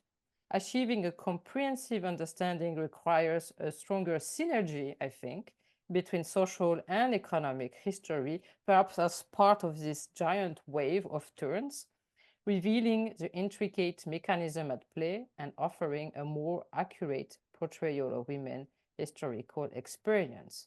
I'm confident that advancements in technology, particularly the revolution in big data, are poised to play a pivotal role in this. That's something that Sylvie Leclerc has underlined in the presentation. Definitely the availability of digital material will be a revolution for us, as it's been for archaeology, perhaps. So I will stop here. I will leave you with all of this, and I would like to thank everyone for listening. Thank you. Merci beaucoup, Élise Derminer, pour ces questions, ces éléments de réflexion qui sont, disons, aussi théoriques que méthodologiques, surtout qui vont nourrir la discussion tout à l'heure. Pour l'instant, donc, nous les gardons en réserve. Et je vais maintenant présenter Eliane Viennot, qui est professeure émérite de l'Université de Saint-Étienne et ancienne membre de l'Institut universitaire de France. Elle est spécialiste de Marguerite de Valois, des écrits des femmes politiques de la Renaissance et plus largement des relations de pouvoir entre les sexes, et autrice de très nombreuses publications dans ces domaines. Parmi ses nombreuses responsabilités, il faut citer aussi la présidence de la Société internationale pour l'étude des femmes de l'Ancien Régime, la CIEFAR, dont elle a été cofondatrice, et la création de 2 collections aux presses universitaires de Saint-Étienne, la Cité des Dames, qui publie des écrits des femmes de l'Ancien Régime, et l'École du genre, qui publie des études dans ce domaine de recherche. Elle a reçu de nombreuses distinctions, dont le prix Baron de Jeuze de l'Institut de France pour l'édition des œuvres complètes de Marguerite de Valois, c'est en 2000, et le prix Irène Joliot-Curie du ministère délégué à la Recherche et de la Fondation d'entreprise au nom de la CIEFAR pour l'action de cette association en faveur de la recherche sur les femmes. Eliane Viennot is Emerita Professor at the University of Saint-Étienne and a former member of the Institut universitaire de France. She's a specialist of Marguerite de Valois, of the writings of women in political positions in the Renaissance, and more generally of power relations between the sexes, and the author of very many publications in these areas. Among her many responsibilities, president of the International Society for the Study of Women in the Ancien Régime, of which she was co-founder, and the creation of 2 collections at the University Press of Saint-Étienne, La Cité des Dames, the City of Women, that publishes women's writings in the Ancien Régime, and l'École de Genre, the School of Gender, that publishes studies in this area of research. She has received numerous distinctions, including the Baron de Jeuze Award of the Institut de France for an edition of the complete works of Marguerite de Valois, appearing in 2000, and the Irène Joliot-Curie Prize from the ministry responsible for research and business initiatives in the name of the CIFAR of the International Society for the Study of Women in the Ancien Régime for the activities of the association promoting research on women. Eliane Viennot. Merci. Alors, je voudrais d'abord exprimer mes remerciements à la FISIER qui rend possible cette 2e occasion de partager une réflexion sur le domaine d'études qui nous rassemble aujourd'hui. Alors, je dis bien 2e et non seconde, car j'espère qu'il y en aura d'autres. Je remercie également les 2 collègues qui ont contribué à cette réflexion et qui le font en attrapant le sujet par des bouts très différents, ce qui, je l'espère, me permettra à de nombreuses auditrices et auditeurs de se familiariser avec le sujet. Moi, personnellement, je vais me concentrer sur la contribution de Mary Wiesner-Hanks dans la mesure où elle fait le point sur la recherche dans le champ d'études sur les femmes, sujet sur lequel je me sens plus capable d'intervenir que sur le panorama général de l'autre contribution, d'autant que je n'ai que 10 minutes pour m'exprimer et qu'elles seront bien occupées par cet exposé, parce que cet exposé m'inspire. Donc d'abord, je voudrais remercier Mary Wiesner pour le rappel de l'expansion qu'a connue depuis une quarantaine d'années le champ de recherche sur les femmes de la Renaissance, au sens large du terme du mot Renaissance, qui devrait être le nôtre et que traduit peut-être un peu mieux l'expression anglaise Early Modern Period. Je la remercie pour les informations foisonnantes sur les courants les plus actuels de cette recherche, qui nous donne une idée de la largeur du spectre aujourd'hui exploré, et puis pour la riche bibliographie qu'elle a jointe à son texte et qui fournit aussi de très utiles pistes de travail sur un grand nombre de sujets. Je dois dire que j'espère toujours, face à ce type d'exposé, que le public universitaire français non spécialiste des femmes ou du genre à la Renaissance, c'est-à-dire une très grande partie de ce public, sentira à quel point il est peut-être passé à côté d'une matière essentielle pour la compréhension de cette période, à quel point, me semble-t-il, il a pris du retard, en dépit d'appels qui n'ont pas manqué depuis 25 ans, à élargir ses angles de vue, ses points d'intérêt, à chausser des lunettes de genre, comme on dit.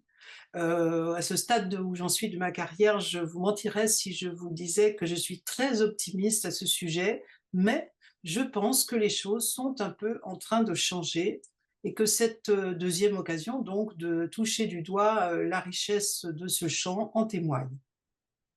Alors maintenant, je voudrais souligner les similarités qui m'apparaissent dans les recherches menées en France avec le panorama qui nous a été présenté par Mary Wiesner. Il y a en effet quand même un public ici qui s'intéresse aux femmes de la Renaissance et de longue date. Je veux évidemment évoquer certaines des recherches menées dans le cadre de la CIEFAR dont on vient de parler, CIEFAR qui ne porte pas pour rien le titre de Société internationale pour l'étude des femmes de l'Ancien Régime, puisque les Américaines et les Américains du Nord y ont toujours joué un très grand rôle. En effet, certaines des tendances évoquées par notre collègue sont en partie représentées ici. Je citerai notamment du côté des problématiques de l'espace, du spatial turn, les travaux initiés par Kathleen Wilson-Chevalier en histoire de l'art, avec le volume qu'elle a dirigé, qui s'appelle « Patronne et mécène en France dans la Renaissance, à la Renaissance », qui est apparu en 2007 dans une des collections que je dirigeais aux presses de l'Université de Saint-Étienne et qui a été plusieurs fois rééditée, vu la rareté des ouvrages sur ce thème. De même, les travaux de cette chercheuse sur le rayonnement européen des princesses de la famille Habsbourg, grâce à leur mariage, leurs échanges, la circulation de leurs proches, de leurs objets, dans une approche tout à fait similaire à celle qui vient d'être mentionnée. Je veux évoquer aussi le programme de recherche intitulé « La Cité des Dames », mené depuis quelques années à l'université Gustave Eiffel, autour des voyages et itinéraires féminins du XVIe siècle à nos jours, programme initié par Caroline Trotteau, qui je crois est en ligne, et Philippe Gambette, et programme qui a déjà donné lieu non seulement à plusieurs colloques, mais qui s'accompagne de la mise en place de cartographies numériques interactives de voyages féminins au XVIe siècle. Du côté de la problématique de la culture matérielle, de material turn, je voudrais évoquer le travail fait à Lyon autour de l'activité des femmes dans l'imprimerie, de longue date initiée par Edwige Keller-Rabé et qui donne lieu depuis plusieurs années à un programme de recherche sur les femmes et le livre.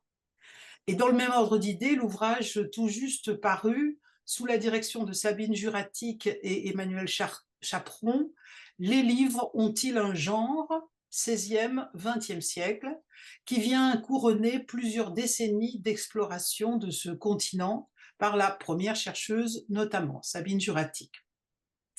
Enfin, je voudrais m'intéresser peut-être, dans le temps qui me reste, aux différences que je perçois entre les recherches poursuivies ici et là, du moins d'après l'exposé que nous avons entendu et qui, bien entendu, n'est pas exhaustif. D'abord, il me semble que la recherche anglophone a une avance considérable sur pas mal de questions qui ont été évoquées par notre collègue et qui pourraient être explorées en France avec justement avec la France comme horizon, notamment celles qui tournent autour des territoires colonisés par les Français dans le Nouveau Monde, tant à propos de la vie des femmes sur place qu'à propos des voyages féminins engendrés par ces migrations et tous les échanges qui ont suivi.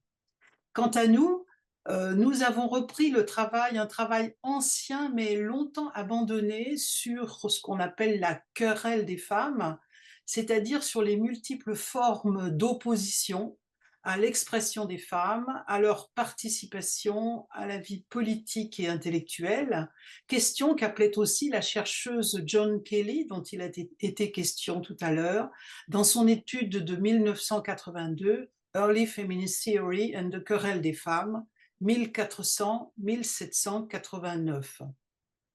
La Société internationale pour l'étude des femmes de l'Ancien Régime y a consacré plusieurs journées d'études et colloques internationaux depuis une quinzaine d'années, qui ont donné naissance à 4 volumes intitulés « Revisiter la querelle des femmes, discours sur l'égalité, inégalité des sexes de la Renaissance au lendemain de la Révolution », volumes qui ont paru entre 2012 et 2015 et qui ont exploré un matériau qui s'avère de fait tout aussi européen que français, même si la France y a joué un rôle de fer de lance. On observe en effet là la circulation des textes relatifs à la querelle, leur traduction, la circulation des auteurs de bien des textes, parce que ces auteurs sont souvent des universitaires qui passent d'une université à l'autre, et en même temps on observe la similarité des enjeux de pouvoir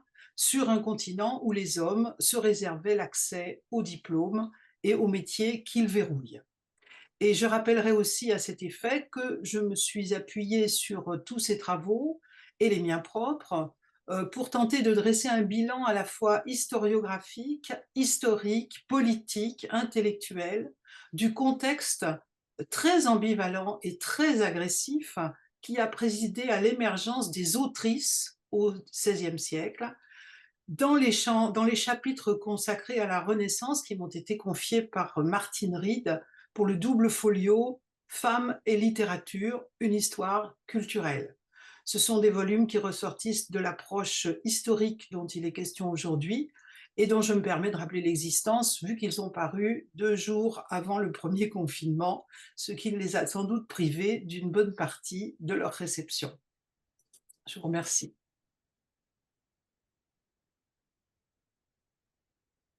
Merci beaucoup, Eliane Viennot, pour cette comparaison, si confrontation, hein, qui va nous permettre évidemment de discuter aussi des méthodes et des choses qui restent à faire. Et je vais de nouveau passer la parole à notre troisième intervenante, qui est Valérie Worth, alors qui va être présentée tout d'abord par John O'Brien.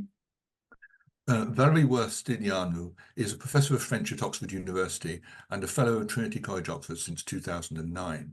She was previously a senior lecturer at King's College London before becoming a professor at Oxford Brookes and then Exeter University. Her main research areas are 16th and 17th century French literature and translation. She's written monographs on translation in Renaissance France, Racine's theatre, and early modern French treatises on obstetrical medicine. She's also published scholarly annotated translations of various early modern medical treatises and a complete English translation of Groupe d'Aubigné's Les Tragiques. She's contributed to a number of collective projects, including the complete works of Marie de Gournay and the Histoire des traductions en langue française, 15e et 16e siècle, as well as writing some 60 articles or chapters. One key strand of her work concerns early modern women's health and medicine, and she has a bilingual website on birthing tales. Her research has led to collaborations on birth through history in collaboration with midwives and archivists. She's currently working on a monograph on women and translation in early modern France to appear with IMM's Press, Boydell and Brewer. Valérie Wers-Stylianou est professeure de français à l'Université d'Oxford, à Trinity College. Elle est spécialiste de la littérature française des XVIe et XVIIe siècles et de la traduction et autrice de livres sur la traduction à la Renaissance, au théâtre classique et les traités d'obstétrique de la première modernité. On lui doit aussi des éditions et traductions anglaises de plusieurs traités de médecine des XVIe et XVIIe siècles, ainsi que des tragiques d'Agrippa d'Aubigné. Elle a contribué à plusieurs ouvrages collectifs, dont les œuvres complètes de Marie de Gournay et l'histoire des traductions en langue française au XVe et XVIe siècle, et elle est l'autrice de plus de 60 chapitres et articles. Parmi ceux-ci, certains portent sur la santé et la médecine des femmes pendant la première modernité, sujet auquel elle a consacré aussi un site internet. Elle a également réalisé des projets en collaboration avec des écoles de sages-femmes et des archivistes, et elle prépare actuellement un livre en anglais sur les femmes et la traduction en France pendant la première modernité. Thank you very much. I'd like to start by thanking very warmly all those who've invited me today, and especially our two speakers for their inspiring papers, which have given me so many ideas and questions. So I'm going to try and formulate some, and also Elise and Eliane, who have led the way and shown me some of the ways in which reflections can lead on to the next part of this session. I shall speak mainly in English. I'm very happy to move into French at discussions if anyone wants at any point, but in part because I think one of the things I try to do in my career is to build bridges between French and English traditions. And Eliane has just given a wonderful account of the French tradition in French. I shall be talking in part about the French tradition, but in English and bringing the English tradition in. I have three main points I want to make. So the first two will be slightly longer. The third, in a way, is covering some of the ground Eliane has already so elegantly done, so I'll be a little briefer there.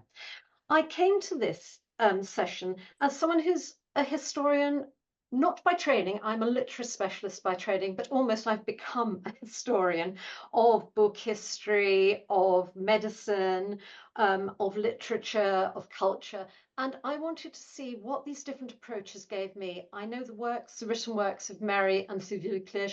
I admire them. I've so enjoyed reading them. What do they give me now? My first question is a rather provocative one, but I assure you it's offered because I'm asking myself this question. I'm trying to work on a book on women and translation, and I'm finding myself somewhat frustrated by the fact that I'm doing it at a point where the title women is no longer as obvious as it was at an earlier point in my career. In terms of the turn of sexuality and gender, most of my students, younger colleagues, want me to be very conscious of the non-binary turn at the moment. And so the first question I had when I was listening to the papers and having a preview of them, thank you for that, was to what extent are we still entitled to think of a binary divide between women and men, les femmes, les hommes? Is this still something which is valid and valuable? I think the answer is that yes, of course it is in many cases, but we have perhaps an increased sensitivity to the exceptions. I think the exceptions for the early modern period are necessarily, compared with our own age, not numerically, statistically significant, but they're still very interesting. And is this part of a new turn within sex and gender, or is it a turn of its own? That's a question I myself haven't answered. I see it in part as coming up in the early modern interest, which has been sketched out for us, not least in Mary's bibliographies, in women's bodies and women as individuals, but the non-binary body seems to me one that challenges us. I'm thinking in my own case of having worked on birthing treatises, of the very strange one edited by Jacques Duval in Rouen, published in 1612, called Les Hermaphrodites, which is actually about, the first part is about how to deliver women when they're in labor. He passionately cares about that. The second half is about a particular case of someone born a woman where male genitals appear to descend and they become a man. Poor person, Marie Marin, Le Marcis, was condemned to death. Duval saves him by proving that he is a full male, but he must undergo, not Duval, but Le Marcis must undergo 10 years of living a life proving he's a man before he's allowed to have a real part in society. That was a very difficult treatise in the period. Some work's been done on it, but I think it's showing us that the binary divide is not the only one. And working in the 2020s, I need, and I suspect other colleagues here will feel the same, to be sensitive to what our colleagues who are leading in the non-binary gender are saying to us. But I felt there are some ways in which we already are doing some of this by not seeing the binary as a simple binary. In Sylvia's wonderful book, she traces the way in which for many women, the pattern of life goes mariage, enfantement, veuvage, éventuel, et héritage, enfin. And we look at people who defy that. I've worked on Marie de Gournay with a team of people, and she is one of those cases of a woman who didn't marry, didn't have children, and she very much followed almost a male role in her activities, writing incessantly. She's someone who's published on politics, on gender issues, but also on philosophy as well as on literature. Had she been a man, that would probably not have been astonishing. As she was a woman, it seemed to run against the norm. And I suppose the question I really want to pose here is, are such women in the early modern period conforming to male models, or are they breaking new ground and offering a way in which women have a different role, which takes some of the place previously taken by men? I also wanted us to focus for a moment on the idea of les femmes as a collective category, and picking up something that I know both of our speakers are very sensitive to, the works which defy categorization, either those which appear anonymously, and we have to allow they may be by women as well as by men, and also works which have a female name, but there's questions about who wrote them. In particular, 16th century France, Louise Labbé, Élisène de Crène have both generated so much discussion. Were they a construction littéraire? Michel Clément is our expert here for Louise Labbé and has helped us to see there is a real Louise Labbé, we think. Élisène de Crène, it's perhaps a more modern debate that's ongoing. And so this idea that as soon as you see a woman who writes, you see, might there be a literary construction, brings me on to a subset of that. And here I speak as someone trained as a literary scholar, which is looking at ventriloquism, when people adopt voices. So we're very used in poetry looking at male poets who have the female voice embedded within their own voice. Ronsard is an obvious case. But there are also women who do it for men. Catherine Desroches is one of my favorites when I'm teaching students, with giving Sincère or Saint-Géraud, this platonic lover, the voice that she thinks sounds so stupid, but she can show the male voice up. But I think this is something that's worth us looking at when we're looking at men's works. Do they give women voices, and how do they do it? Vice versa, do women? Two examples, Agrippa d'Aubigné, who I've worked on, who I have to say is probably not wildly pro-feminist, would be an understatement, but he does give women voices in Les Tragiques and in his poetry, particularly the martyrs. And I've done some work trying to pull those out, looking at how he does it, how does he use it. Vice versa, women, Jeanne du Laurent, who leaves a manuscript of the life of her medical family in the 17th century, imagines conversations between her medical brothers and her mother and father, which she was not present at. So both sides do it. Ventriloquism is a very powerful tool in writing. These questions are aiming at complicating a binary divide, which neither of our main speakers for a moment thought was simplistic, but which I just want to raise as a challenge I'm negotiating myself. Secondly, as a historian of medicine, I'd like to move us on to one way in which I think women are clearly women in the 16th century, which is by fact of giving birth, which is recognized indisputably in the Renaissance 17th century as one of the female functions. And I would like to remind us of the debate there has been in modern criticism history of medicine over the female body. Is it a one-sex body, the inversion of the male body, as Thomas Laqueur famously argued, or those who refuted him, including notably Helen King, have argued no, since the time of Hippocrates, the female body is different not just by virtue of having a womb and giving birth, but in the very composition of the body, what we would today say at the cellular level, what they talked about much more organically. There's been a lot of work recently on the female sexual and reproductive body, and I'm interested in the ways in which there are dangers we can fall into, as well as many rich things to discover. Most of the descriptions are, at least for the French texts, and I think the English texts I've come across, late 16th, early 17th century, by men, whether doctors or artists.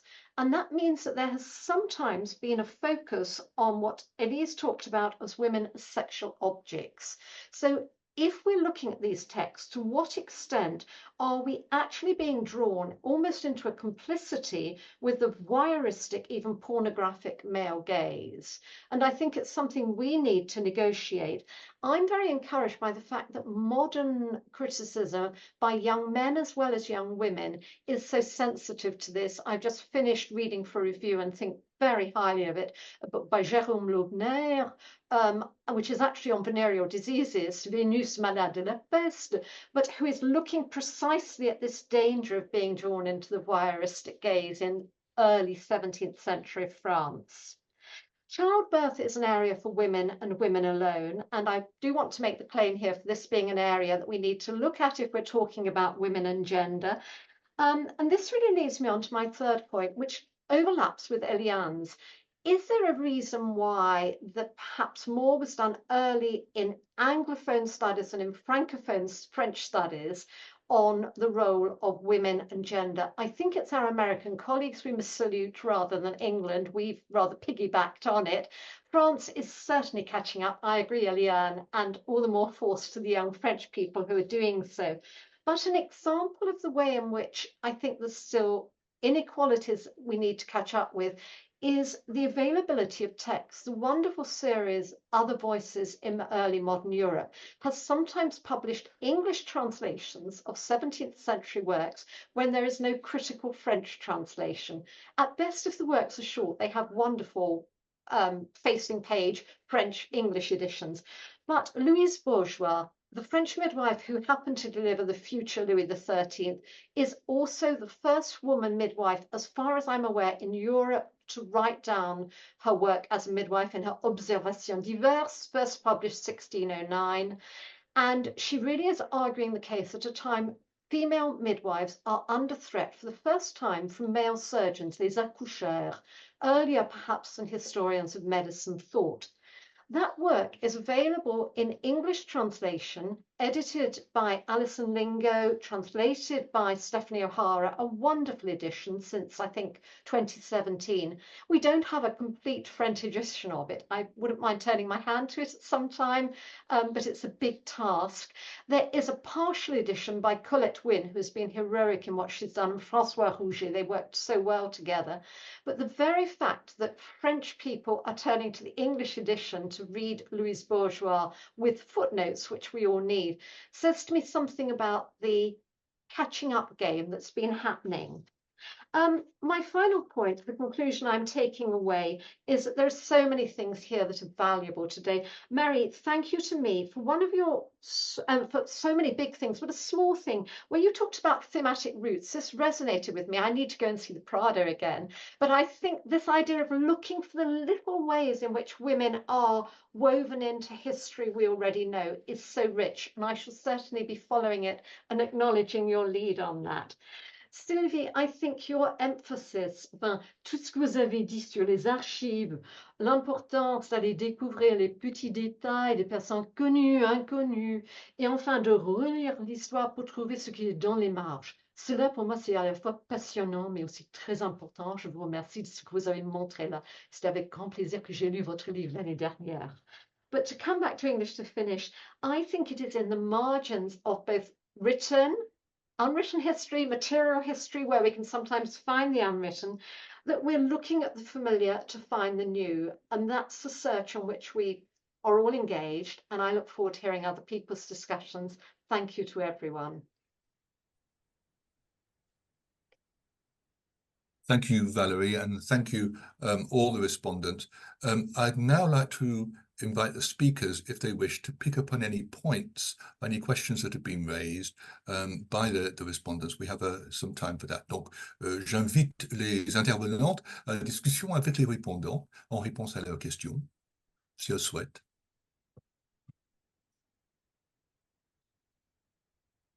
Sylvie, do you want to go first? Oui, oui, oui. Moi, j'ai hésité à intervenir en anglais hein, parce que mon anglais est de niveau extrêmement pratique et maintenant un peu confiné aux discussions de l'univers diplomatique et pas du tout aux discussions d'ordre conceptuel. Donc, je ne me suis pas lancée. Voilà, donc excusez-moi, du coup, je vais continuer en français. Alors, merci pour tout ce que vous avez pu dire. Anne-Pascale sait qu'au départ, j'étais un peu surprise d'être invitée dans ce cénacle parce que vous êtes toutes des spécialistes. Et moi, en fait, cette spécialité sur l'époque de la Renaissance, elle portait au départ sur un autre champ, mais pas du tout sur l'étude des femmes. Donc, c'est pour répondre à Élise. Oui, c'est vrai que je pense que ce qui m'a frappé dans vos trois interventions, il y a celle d'Élise d'abord chronologiquement, mais finalement ce qui m'a beaucoup intéressé dans vos interventions, c'est le fait que vous disiez toutes que il y a encore des champs à investiguer peut-être pour sortir d'une pensée un peu systématisante, hein, parce que tout nouveau courant historiographique invente, met au jour, déconstruit des choses, et à un moment donné, comme tout courant, il peut également devenir un système. Et donc, c'est toujours très rafraîchissant de se dire qu'il y a dans ce nouveau courant de l'étude de la vie des femmes, un champ important qui est comment pouvons-nous mieux étudier le décalage entre la théorie et la pratique et comment pouvons-nous revisiter certaines sources extrêmement concrètes que sont les contrats de travail, les contrats d'apprentissage et où effectivement on va dénicher finalement, on va chercher à voir, à déconstruire nos propres conditionnements. C'est-à-dire que dans le domaine, effectivement, de la célébrité par les lettres ou par les arts, qui sont le reflet, en fait, d'une culture quand même très occidentale, si vraiment on se situe dans une histoire transnationale, une histoire plus globale, oui, je pense qu'il y a encore des champs à visiter. Moi, j'ai été très intéressée par ce qui s'est dit sur les femmes voyageuses, sur leur déplacement, les raisons pour lesquelles elles se déplacent. Je pense que sur la question des voyages des femmes, il y a les voyages protocolaires. Alors ça, je suis en train plutôt, moi, de continuer quelque chose pour le XVIIe siècle autour des femmes de l'entourage des princesses qui, pour des raisons diplomatiques, en fait, traversent l'Europe entière pour aller se marier ou négocier quelque chose. Voilà. Et qui sont ces femmes qui les accompagnent et quelles sont les qualités sociales, les qualités personnelles que l'on recherche chez ces femmes-là. Voilà. Et donc, la question du voyage des femmes est effectivement très importante. La question aussi d'encourager les études sur finalement qu'est-ce qu'il est advenu des femmes dans ces nouveaux territoires qui ont été peuplés au moment des débuts de la colonisation, c'est-à-dire c'est la création de l'empire colonial français au XVIe, je ne sais pas si on a beaucoup de sources. Je pense qu'au XVIIe et au XVIIIe, on en a beaucoup plus. En tout cas, c'est un champ de recherche, moi, que je trouve passionnant parce que très longtemps, enfin, en tout cas, moi, je sais que probablement mes études donnent cette impression. Très longtemps, effectivement, on s'est beaucoup focalisé sur l'espace, alors, ou français ou européens, mais à un moment donné, ce qui est devenu les territoires des Outre-mer, je veux dire, ce n'est pas né d'hier. Et il y a effectivement des sources, très certainement, dans les dépôts d'archives à réétudier, parce que dedans, je pense qu'il y a des parcours individuels qui, quand on étudie plus de parcours individuels, on arrive à caractériser des types sociaux et des types de relations. Voilà. Donc moi, ce qui est comme ça un petit peu spontanément, c'est ce que j'ai envie de dire aux répondantes. J'ai entendu Valérie effectivement citer Louise Bourgeois. Oui, j'aurais pu prendre son exemple également par rapport à notre femme imprimeur. Louise Bourgeois, oui, est caractéristique effectivement d'un savoir fondé sur l'observation et donc, comme la femme imprimeuse, on ne peut pas dire que ce soit une lettrée, mais peu importe. C'est pas la question. C'est en fait comment cette femme arrive à se faire un nom et les malheurs aussi qui peuvent lui arriver. C'est pas un roman photo, Louise Bourgeois. C'est simplement que à un moment donné, probablement, elle a une personnalité. Il lui arrive une épreuve dans sa pratique de sage-femme.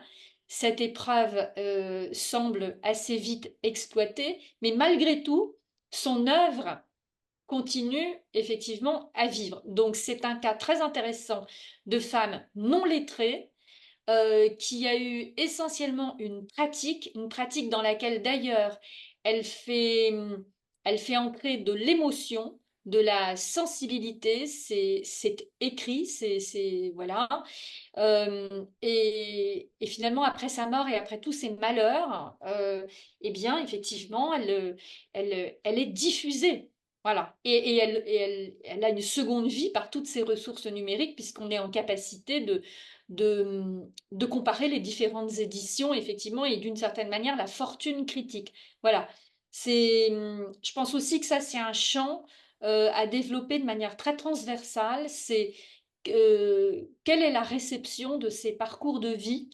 Parce qu'au XIXe siècle, on a sorti de l'oubli un certain nombre de femmes, mais on les a regardées, et c'est facilement explicable, avec les lunettes, effectivement, de la société du XIXe siècle. Ça n'invalide pas les monographies du XIXe siècle, parce qu'elles révèlent des sources très utiles, dont certaines ont disparu d'ailleurs, mais on peut les revisiter si on fait abstraction du discours.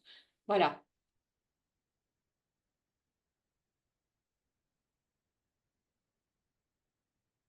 Okay, I don't know where to start with these incredibly rich comments. I think I'll just start with the small comment. We're just both Sylvia and Valerie were talking about the Other Voice series and the Louise Bourgeois kind of thing, and I think it's interesting to think how that series has, what the purpose of it was, and what its purpose is now. I mean, when Margaret King started it, years, decades and decades ago, what she was angry at was that her students, who were American students, so they didn't speak any other language, had no access to these wonderful Italian proto-feminists or early feminists that in the Chorale des Femmes, in the Italian writers, the Chorale des Femmes that Margaret King studied. So the purpose when it first started was to make accessible to US undergraduates Italian early Italian feminist writers. That's the point. And so they were to be inexpensive little editions, cheap paperback, done very well in scholarly, but that was the point. And then what's happened, I mean, she never imagined that 45 years later it would still be going or more, and that there would be hundreds of books now. And now it's become clear to them, and they're starting to publish more dual language editions. If you notice the newer books, many of them are, because that, not only is it Louise Bourgeois, but many of the other books that are being published now in the series, I mean, they're publishing books that were in Polish, I mean, that were originally in Polish as well. They've never been published since the 17th century, so that they're now doing many more dual language ones, so that there is a new there is a, there now is a critical edition in the original language and the English translation. So the series has changed its purpose as the field has grown from being just this kind of, let's have these for teaching, to now, as long as we're putting the effort into doing a translation of this wonderful work that no one knows about. I mean, I don't know about you, but I didn't know anything about stuff, women writing in 17th century Poland in Polish.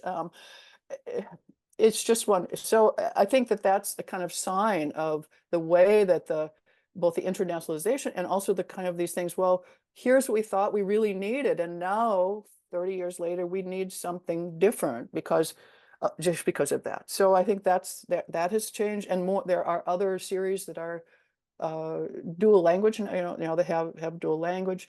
But it very often happens. Susan Karen Nunn and I edited and did translations of a bunch of Luther's writings on women because nobody had ever gathered them together before. So we went through the whole bloody 92 volumes of the Weimar Archive to find all this stuff. And many German speakers now say, the only way I could have found this stuff was through your English translation. So now we go back to the Weimar Archive, and we can find these things easily, and hooray. And so it's it's sort of funny in that way. And I think this is, I mean, I'm very glad for Eliane to make this point about the different trajectories of French Renaissance, the study of Renaissance women in France as in the United States. And I think that, or in the Anglophone world, in the 80s, everyone in the Anglophone world really wanted to read French because all of our theory was coming from French feminists. And so we limped along and read them and didn't understand them in either English or French, but we tried. They're complicated. And so for a while, I sort of joke that to see who's kind of in among theory and among where you get your main ideas is look at footnote 2 in everybody's article. Footnote 1 is always thank you for these people for money, right? And footnote 2 is who are my big influences, And so for a while, I do sexuality too. For a while, there was no book or article that I picked up where footnote 2 did not include Foucault. I mean, none, zero. And now, okay, it's a little bit less than that. But so I think that it's also interesting to see which of the what gets picked up in another language and what doesn't.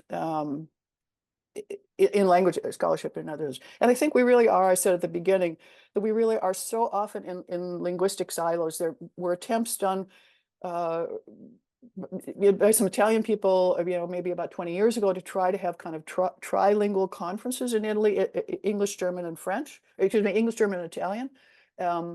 They kind of worked, but sort of didn't, because the Italian trajectory is also very different in terms of Italian Renaissance history of women in Italy, I think is quite different because of the strong Marxist influence and also some other things. So I think these are really, somebody needs to write about this. You should write about this.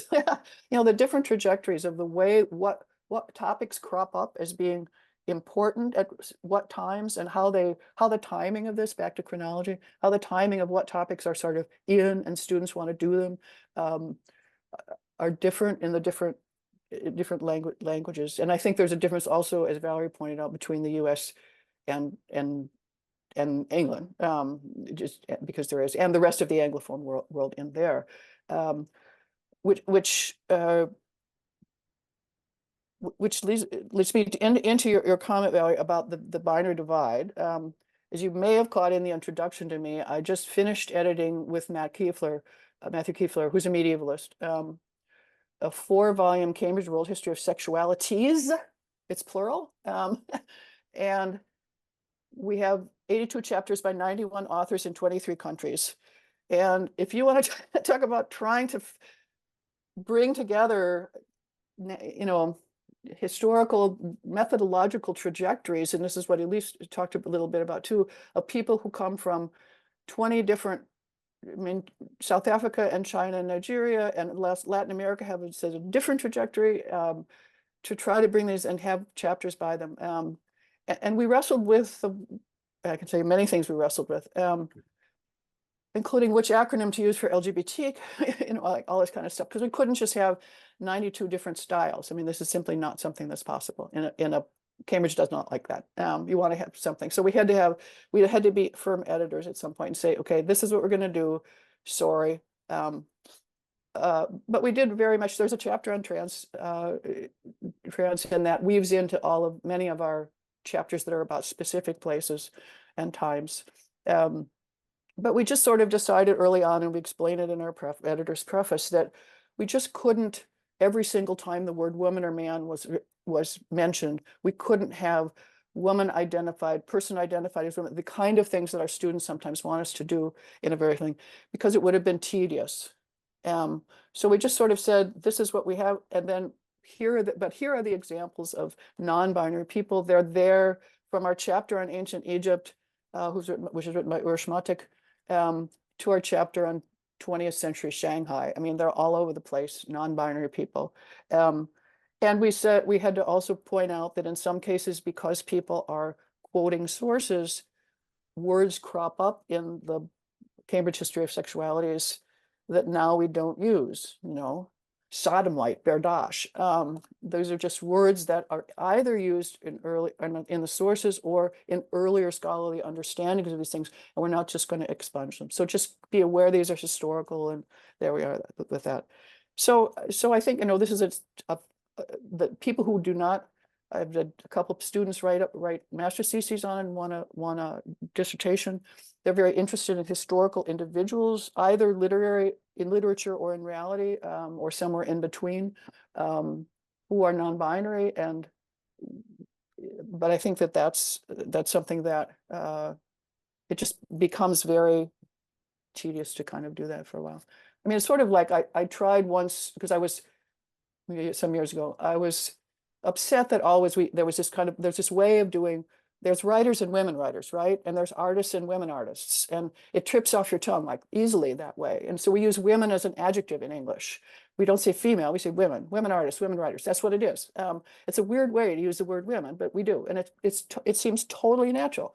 And so for a while I tried, when I was teaching my Renaissance course and was talking about artists, to always say the man artist Michelangelo, men artists, just do that for a while. And it was like, first of all, the students look at you like you're a nut. And then it just got to be, and I put it in writing when I was, and then I thought, this is just, I just say it. Here's what we do. It's men are the great unmarked divide, just like white people are. I'm just going to keep on this way, and I'm not going to do that. So I think those are ways that are sometimes just very, easy ways that or ways that we kind of say, well, this is a way that in order to talk, to not get bogged down in completely all the time in these questions of language. Okay. I don't really know. There's lots of different kind of things here.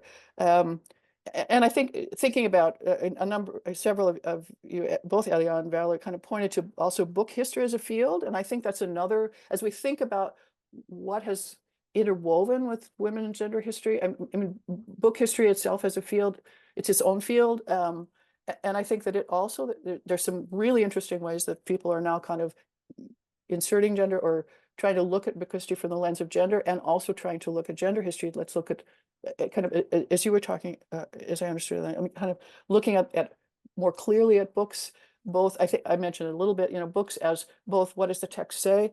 I mean, in the Querelle des Femmes, for example, but then also how are the books produced and who's producing them, and kind of going back to, and it's interesting to me, when you've been in the business a long time, it's interesting to watch what topics kind of people go back to after them not doing them for a while.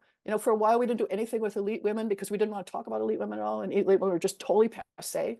And now people are coming back and going, wow, these, like all of these new biographies of Habsburg women, the elite of the elite, Isabel Castile.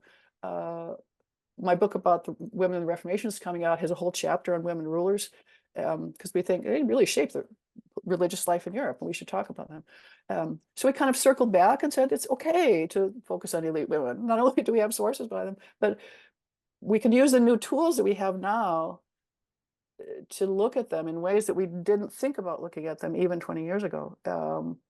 So I think that's it's interesting to see how how things, how topics come into favor, fall out of favor, come into favor again. I mean, I think the basic issue in kind of one's approach to women's history is the sort of agency versus oppression dichotomy, if we want to talk about a dichotomy or overlap. And we're definitely at the moment in an agency phase of the agency versus oppression. Although given what's just happened in France in terms of elections and what might happen here in the United States in terms of elections, we might go back and let's look at the patriarchy some more. Because we're going to be in a patriarchy and an oppression phase. But I think there's been some very interesting work, in fact, on agency, women's agency, particularly an article I'd encourage all of you to read in Gender and History by Alison Pasca, where she has really sort of saying we should get away from this our normal way of talking, which is despite patriarchal norms, despite patriarchal oppression, women da da da da da da da da. And you've certainly written sentences like that. I'm sure you all have. And Alison says, okay, yeah, there's patriarchal, but there's also what she calls agentic gender norms from the period in which women kind of, and this is kind of, this is both what Valerie and Lisa are talking about, women were sort of expected to, I mean, here are these again, Habsburg women or somebody, that people say, oh, they're, that women from the top of society like Habsburg rulers to the bottom of society like peasants, people expect women to be competent. So yeah, they have all these problems. They're deluded by the devil and they're irrational and blah blah blah. But we're going to turn our family over to them. We're going to make them the guardian of this. We're going to give them. So it's like this bizarre, not only a difference between theory and practice, but sort of two kinds of theory that we sort of underlying this as a sort of basic understanding that women are going to be competent enough to run certain kinds of things, at least competent enough to keep things together until the next generation of boys takes over. And we expect them to be that way. So I think there's also then been some interesting things going on, rethinking about the agency oppression dichotomy. And finally, just a word to a comment of Elise's, another thing you should all go read right away is Maria Ogren's understanding about the verb-oriented method. My first book was on working women in Renaissance Germany. All right, that was my first book 30 years ago. And if I know then what I know now, I'm just like, I want to go back and rewrite that book. What Maria Rogan said is quit looking at nouns, because women are never called the miller, the shoemaker, the blah, blah, blah. But just look at what people are actually, go back to your sources, yay sources, go back to your sources and look at the verbs that people are using for what work people are doing. Like, so-and-so watches geese, so-and-so does this with the servant. Look at the verb that the people, and then see who's doing that. And any verb that you could think of as a task, whether it's overseeing, whether it's walking from place to place, delivering goods, whether it's carrying things from, whether it's working in the field. And there's all kinds of verbs that give you a task that someone's doing. Look at who's doing the task. And so she can do this with the Swedish archives because they're little tiny, like she could do all of the Swedish archives for the entire 17th century. Whew, couldn't do that for France or England, but so if you just shift so she's going back to sources we've had forever. It's not new sources, looking at them as a completely new way, just down to the words. And it completely transforms our understanding of who's doing what in the Swedish economy, which is mostly rural. And of course, women and girls are doing all kinds of stuff that we would never get if we look at who's called a shepherd or a cowherd or a whatever, a shoemaker, something like that. So it's just it's like this little tiny tool to then, say, okay. And I think that really, not only in economic history, but in other kinds of history too, we can kind of see who's doing what.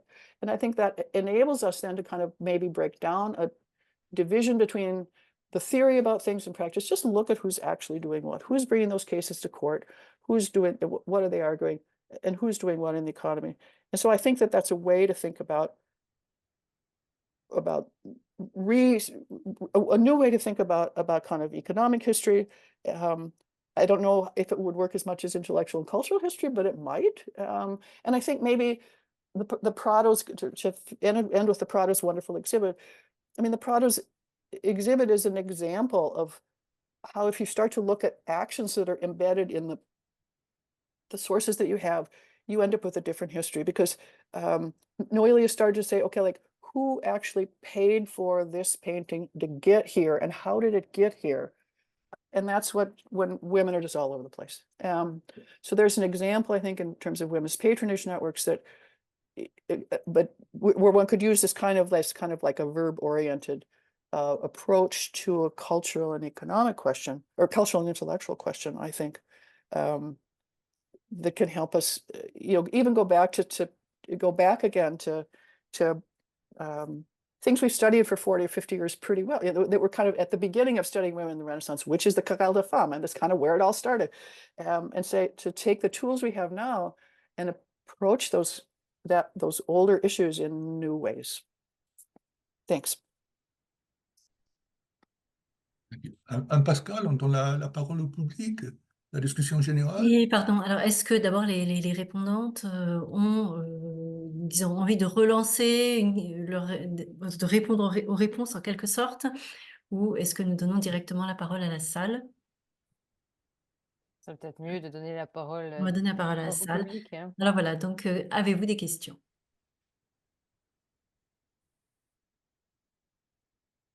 J'ai une question pour Mary. Mary, can I just kind of come back? But it could be for any of you, really. You can answer in English or in French. I suppose I just wanted to know what you think about something that happened many years ago. I'm really referring to the huge quarrel, really, between Natalie Zemon-Davis and whatever his name was, Finlay. Robert Finlay. Robert Finlay. Robert Finlay, thank you. Over the question of, what the sources say. And basically, Finlay said, he said to Natalie Zemon-Davis, you cannot get that reading out of the sources. And Natalie Zemon-Davis said, well, if you look at the sources, you find they're full of holes and discrepancies and things that just don't add up. And she then compounded her felony by going on to make a film about it, in which she, struck out again. I'm just wondering, does that seem does that now seem a kind of big moment? Because when I look back on, on my own career and I think about that seemed a very big moment for me.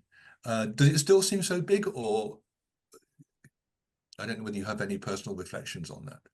Oh yeah, I mean, and Natalie, bless her soul, there'll be many sessions in honor of Natalie at the 16th Century Studies Conference in Toronto in October, of course. Yeah. Yeah, I mean, the debate, and I teach that before I retired, I very often in my historiography classes taught that the series of articles. It was an American Historical Review.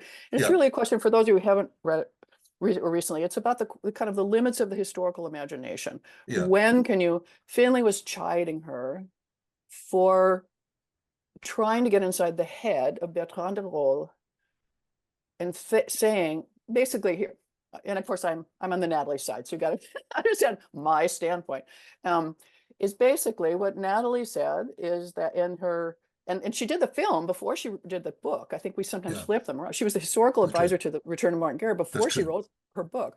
And that's what kind of motivated her to write the book. But I mean, she knew that case really, really well. And so what she does in the book, which is what he's chiding for, is to try to think about what would have motivated Bertrand de Rolles to have accepted this imposter, Martin Guerre, as her husband. And she, of course, Bertrand de Rolles doesn't leave any sources herself, which of course is true for most of our women. And so she says, well, she might have been motivated by it, but Natalie has huge understanding of peasant milieu and in the time, as well as of the Reformation, which is going on at that time. So she says she may have been motivated by these. Here's the kind of background about family honor and the respect that a married woman versus an unmarried woman gets in a village like this, as well as maybe some religious things that were going on in this village at the time. And so maybe that. And Finlay just says, you can't assume these things because she doesn't leave any sources. Okay, well then she, again, and I encourage all of you to read the exchange if you haven't in a long time, because she's so brilliant. And she says, well, here, for example, in your own work on Venetian intellectuals, you take this piece of da-da-da, and you say that, therefore, this Venetian intellectual man thought this. Well, what you're doing is you're doing the very, because Venetian intellectuals, blah, blah, blah. Well, so what she's saying is you're doing exactly the same thing with Venetian intellectuals that I'm doing with Bertrand de Waal. In other words, I'm taking my knowledge of the milieu in which they lived and the values of that milieu, and I'm thinking that that's what maybe they thought. And attributing all kinds of motivation to them, which are not explicitly in the sources. So part of her response is that historians do this all the time, all the time.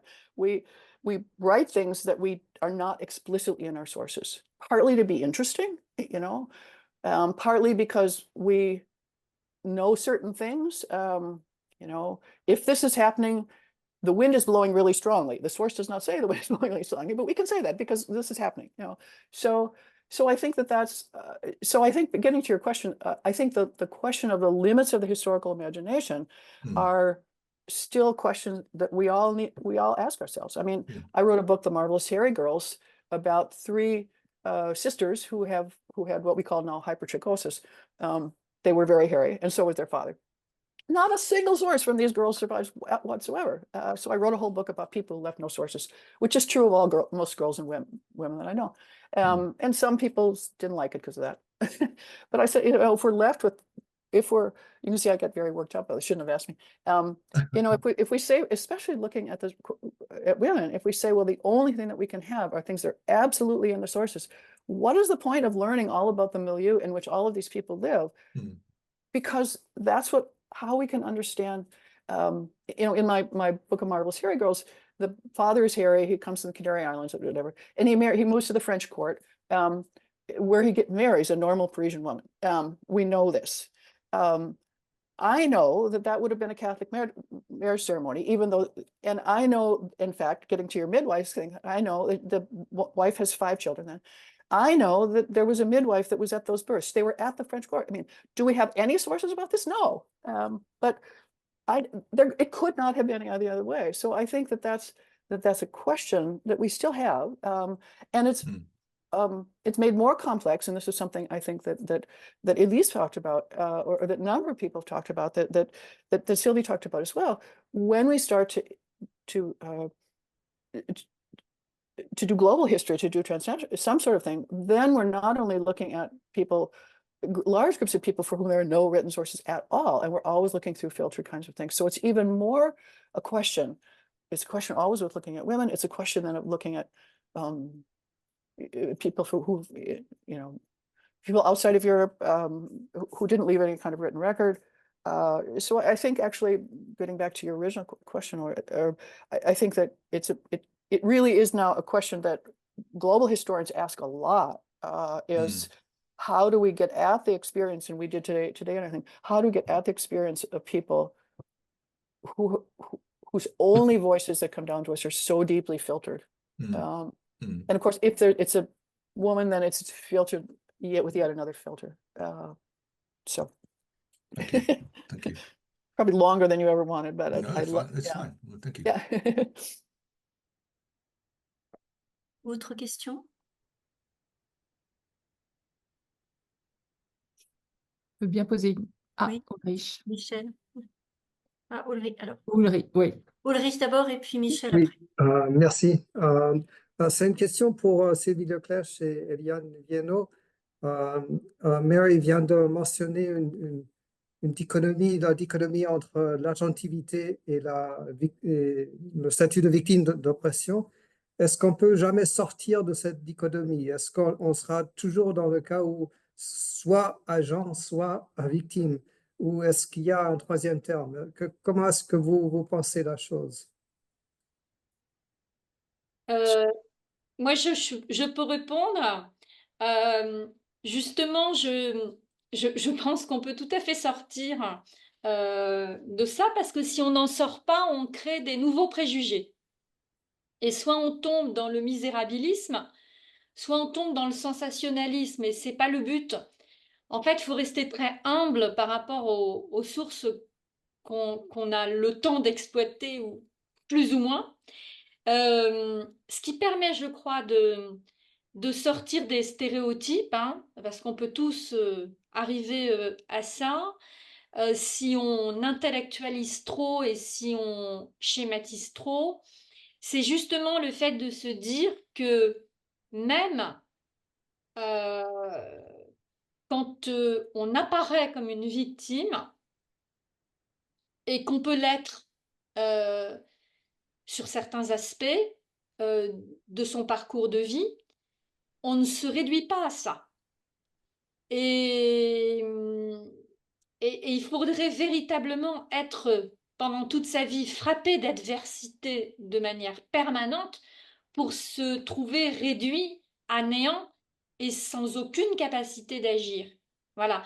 Et je pense que c'est un petit peu ce que nous révèlent justement les deux démarches. Hein. Il y a, moi, je critique pas du tout l'histoire quantitative parce que elle se nourrit de quantité de données et à partir de ces données, en sciences expérimentales, par exemple, on essaie effectivement de modéliser un peu. Mais par les trajectoires de vie, par l'étude des trajectoires de vie, on peut justement euh, trouver cette voie moyenne parce que chacun dans sa vie n'est jamais totalement victime des choses. Il y a des parcours de vie qui sont sous de fortes contraintes euh, et qu'on soit d'ailleurs reine de France ou garde-malade dans le Paris du XVIe siècle. Simplement, parfois, c'est pas toujours les mêmes. Voilà. Mais il y a une marge de manœuvre et enfin, bon, moi, je suis très attachée à ça. Hein.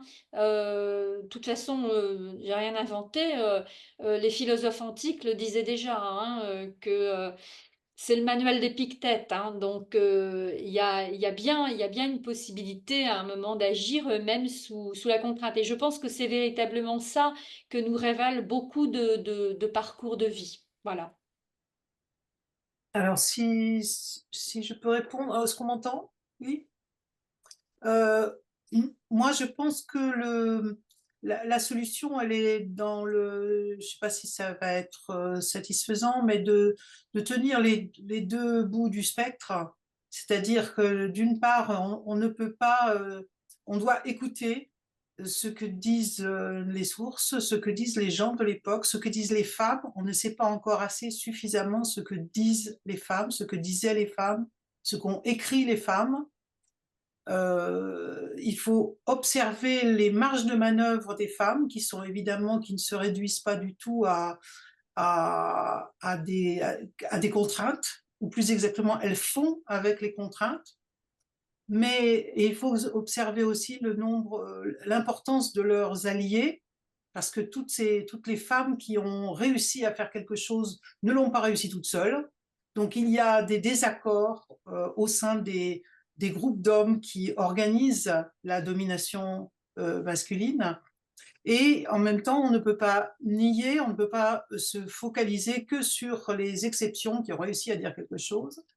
C'est-à-dire qu'il y a, et c'est un peu là-dessus pour ça que je voulais insister sur le travail qui est fait aujourd'hui sur la querelle des femmes, c'est-à-dire on a aussi trop, de même qu'on a minimisé la parole des femmes et la participation des femmes et la gentilité des femmes, on a aussi beaucoup minimisé l'action des hommes pour les faire taire ou pour prendre leur place.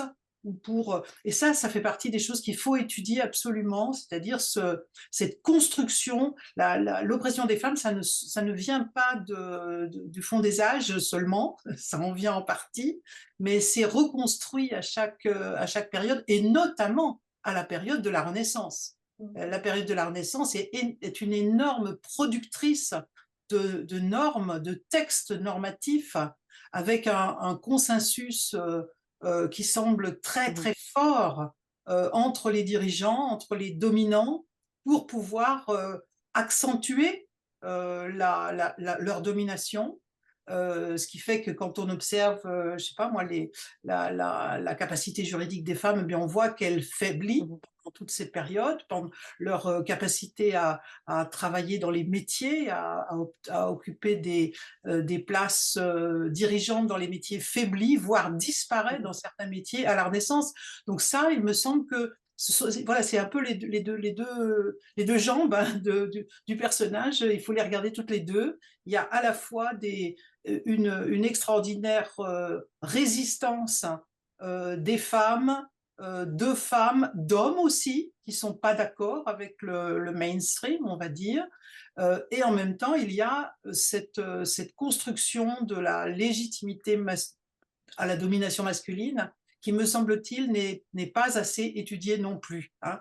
On a trop tendance à écouter des voix singulières, des poètes, faut regarder par exemple tout le travail des juristes sur le mariage, sur l'éducation des femmes, etc., qui est alors certes c'est épouvantable comme littérature, mais si on ne parvient pas à mettre ça à aligner toutes ces choses-là, on ne comprend pas. On ne comprend pas, y compris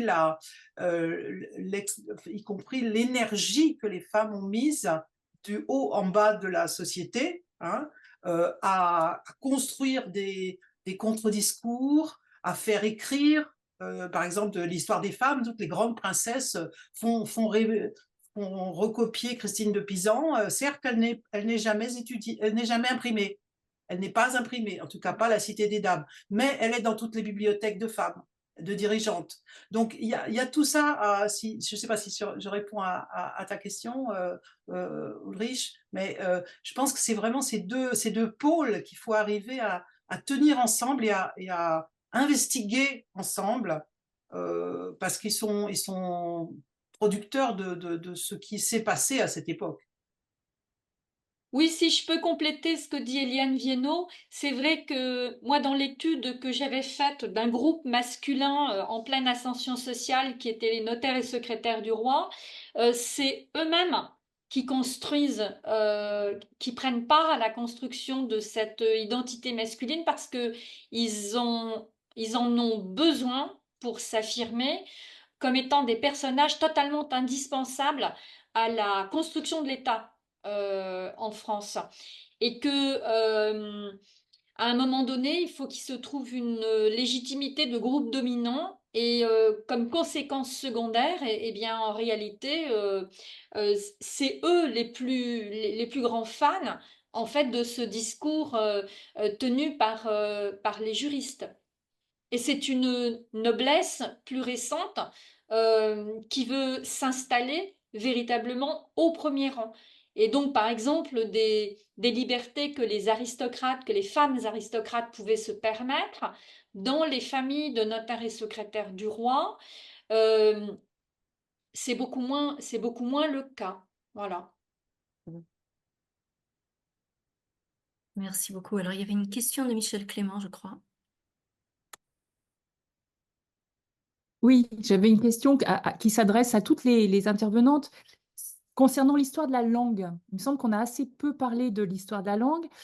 Et du coup, est-ce qu'il y a un rapport entre les études sur les femmes, sur la visibilité des femmes, l'agentivité des femmes dans la société, et l'histoire des langues, et en particulier des langues dans chaque pays, si on fait une histoire transversale, transnationale?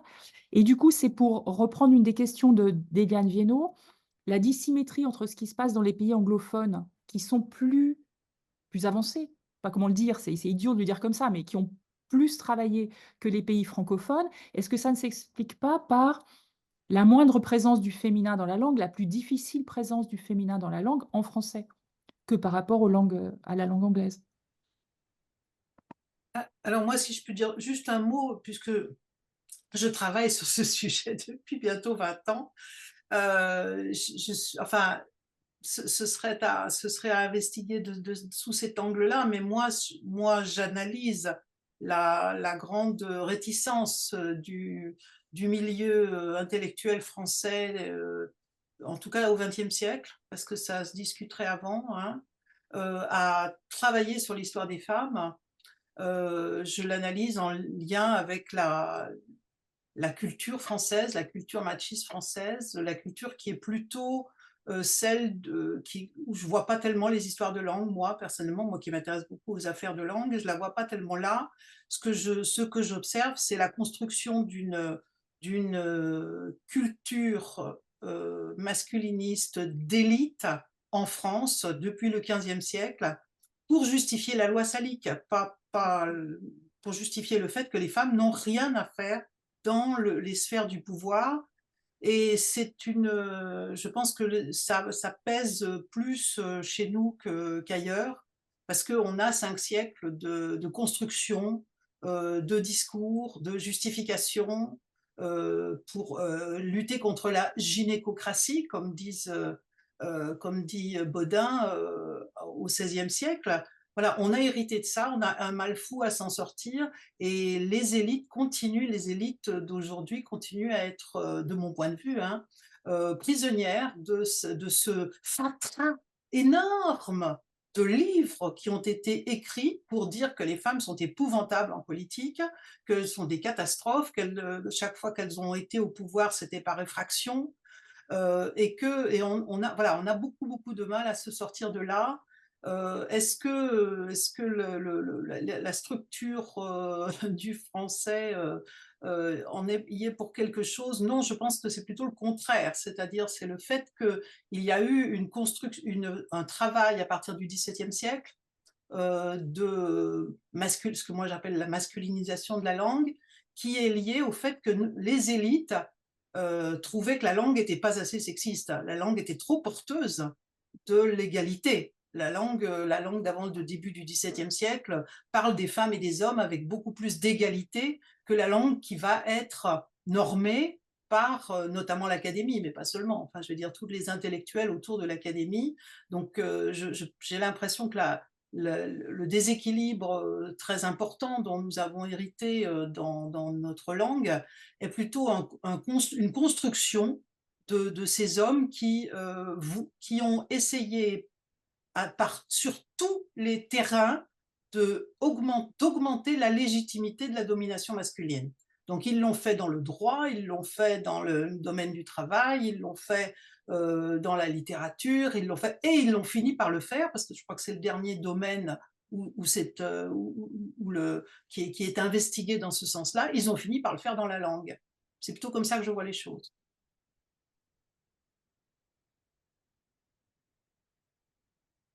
Alors, y a-t-il une autre Can I come in on that from the English perspective? Because I think Michelle's asked such an interesting question, which is both about, I'll say this in English just to bring our English speakers in, which is both about the language we use today as critics, but also the language used in the 16th, 17th century. So I don't think, if Eliane will allow me, that we're much more advanced than people in France, but I think perhaps in the States there has been, and I mean the USA rather than England, I think we've followed, that there has been a much stronger presence of really outstanding feminist voices in the USA since the 1970s, 80s, and that the English language has in some ways helped. For me, the turning point was probably the 1980s to 90s, where if you wrote the reader, he, le lecteur, il, you were saying you were part of the past. So people would either write the reader, she, ah, quelle horreur, le lecteur, elle, on ne peut pas. Or, what we all do now, the reader, they. Bon, c'est pas la bonne grammaire en anglais, mais tout le monde le fait. And I think that just that very shift of and it came as reader response theory was coming in, interestingly, was quite helpful. To go back to the early modern period, even when women are writing, far fewer women are writing in Latin than in the vernacular languages.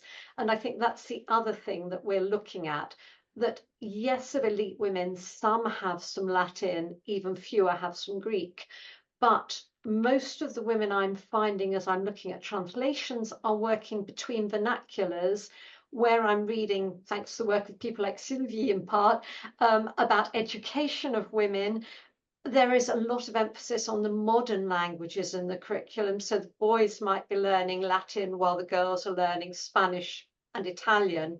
So I think language is a key element of it. Of course, there are some women who learn Latin and write it, but I think it's both the language of present day criticism, but I'm very interested in how modern French is evolving. You're catching up so fast. I find I have problems as someone who's not living in France all the time. When I do a thesis, am I a rapporteur, rapporteuse, rapportrice? One of the last two, please. I haven't become a man, but I'm not quite sure which of the last two. So I think people will be there, and in a way, the French language will foreground the problem. Il faudra le résoudre en français. Si on dit rapporteur, c'est parce qu'on est un homme maintenant. Ce n'était pas le cas avant. So I think you put your finger on a really sensitive point. Merci beaucoup. Y a-t-il une petite dernière question? Alors, peut-être pas. Donc, dans ce cas, je vais peut-être remercier, dire un mot quand même de remerciement à nos 5 intervenantes, en vous remerciant, un triple remerciement peut-être. Merci d'abord pour la complémentarité des méthodes et pour le dialogue, hein, donc d'autant plus que la parole a beaucoup circulé, très bien circulé, donc c'est vraiment un point très intéressant, je pense, de cette session. Donc, des méthodes qui ont été prises, qui ont pris la question finalement par des bouts très différents, je cite Eliane Viennot, et on a assisté donc justement à une confrontation véritable entre différentes traditions de recherche et différents lieux de recherche aussi, différentes perspectives. En particulier, merci à nos 2 intervenantes d'avoir tout d'abord parlé, avant des résultats, d'avoir parlé vraiment de choix méthodologiques, de positionnement fort, donc les choix, les critères, les enjeux d'un projet. Donc j'ai retenu 6 critères et 4 tournants, ce qui fait finalement pas mal de choses.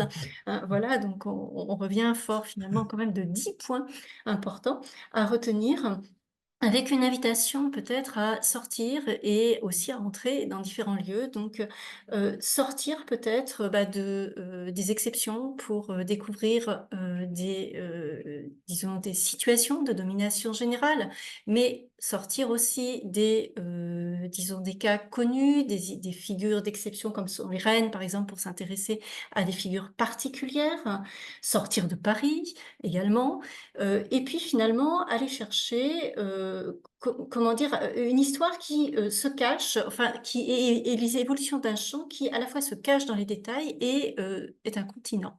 D'une certaine façon, on a eu cette double approche qui a permis évidemment une confrontation très riche.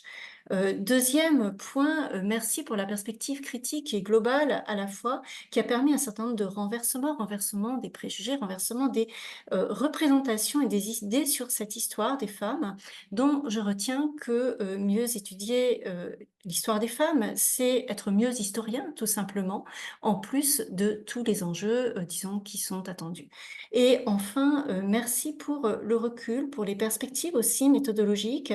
Donc, recul méthodologique, recul critique aussi. Et finalement, ce qu'on retient, c'est comment voir ces femmes et les voir autrement, ce qu'on voit mieux d'elles avec toutes ces méthodes, ce qu'on a voulu voir d'elles selon les époques aussi, et ce qu'on voit mieux aussi à travers elles, en plus de tout ce qu'il reste à faire. Voilà, donc merci infiniment aux unes et aux autres, et nous vous donnons peut-être rendez-vous à la prochaine session qui aura lieu après les vacances. Voilà, un immense merci de la part de la FISIER.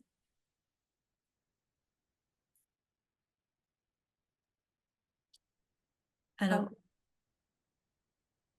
voilà, alors je vais inviter les auditeurs maintenant donc à quitter la salle. En fait, les organisateurs vont rester un tout petit peu. Voilà, donc on remercie évidemment encore plus vivement à nos intervenantes, bien sûr, et du dialogue et de tout ce qui a été dit. Merci mille fois.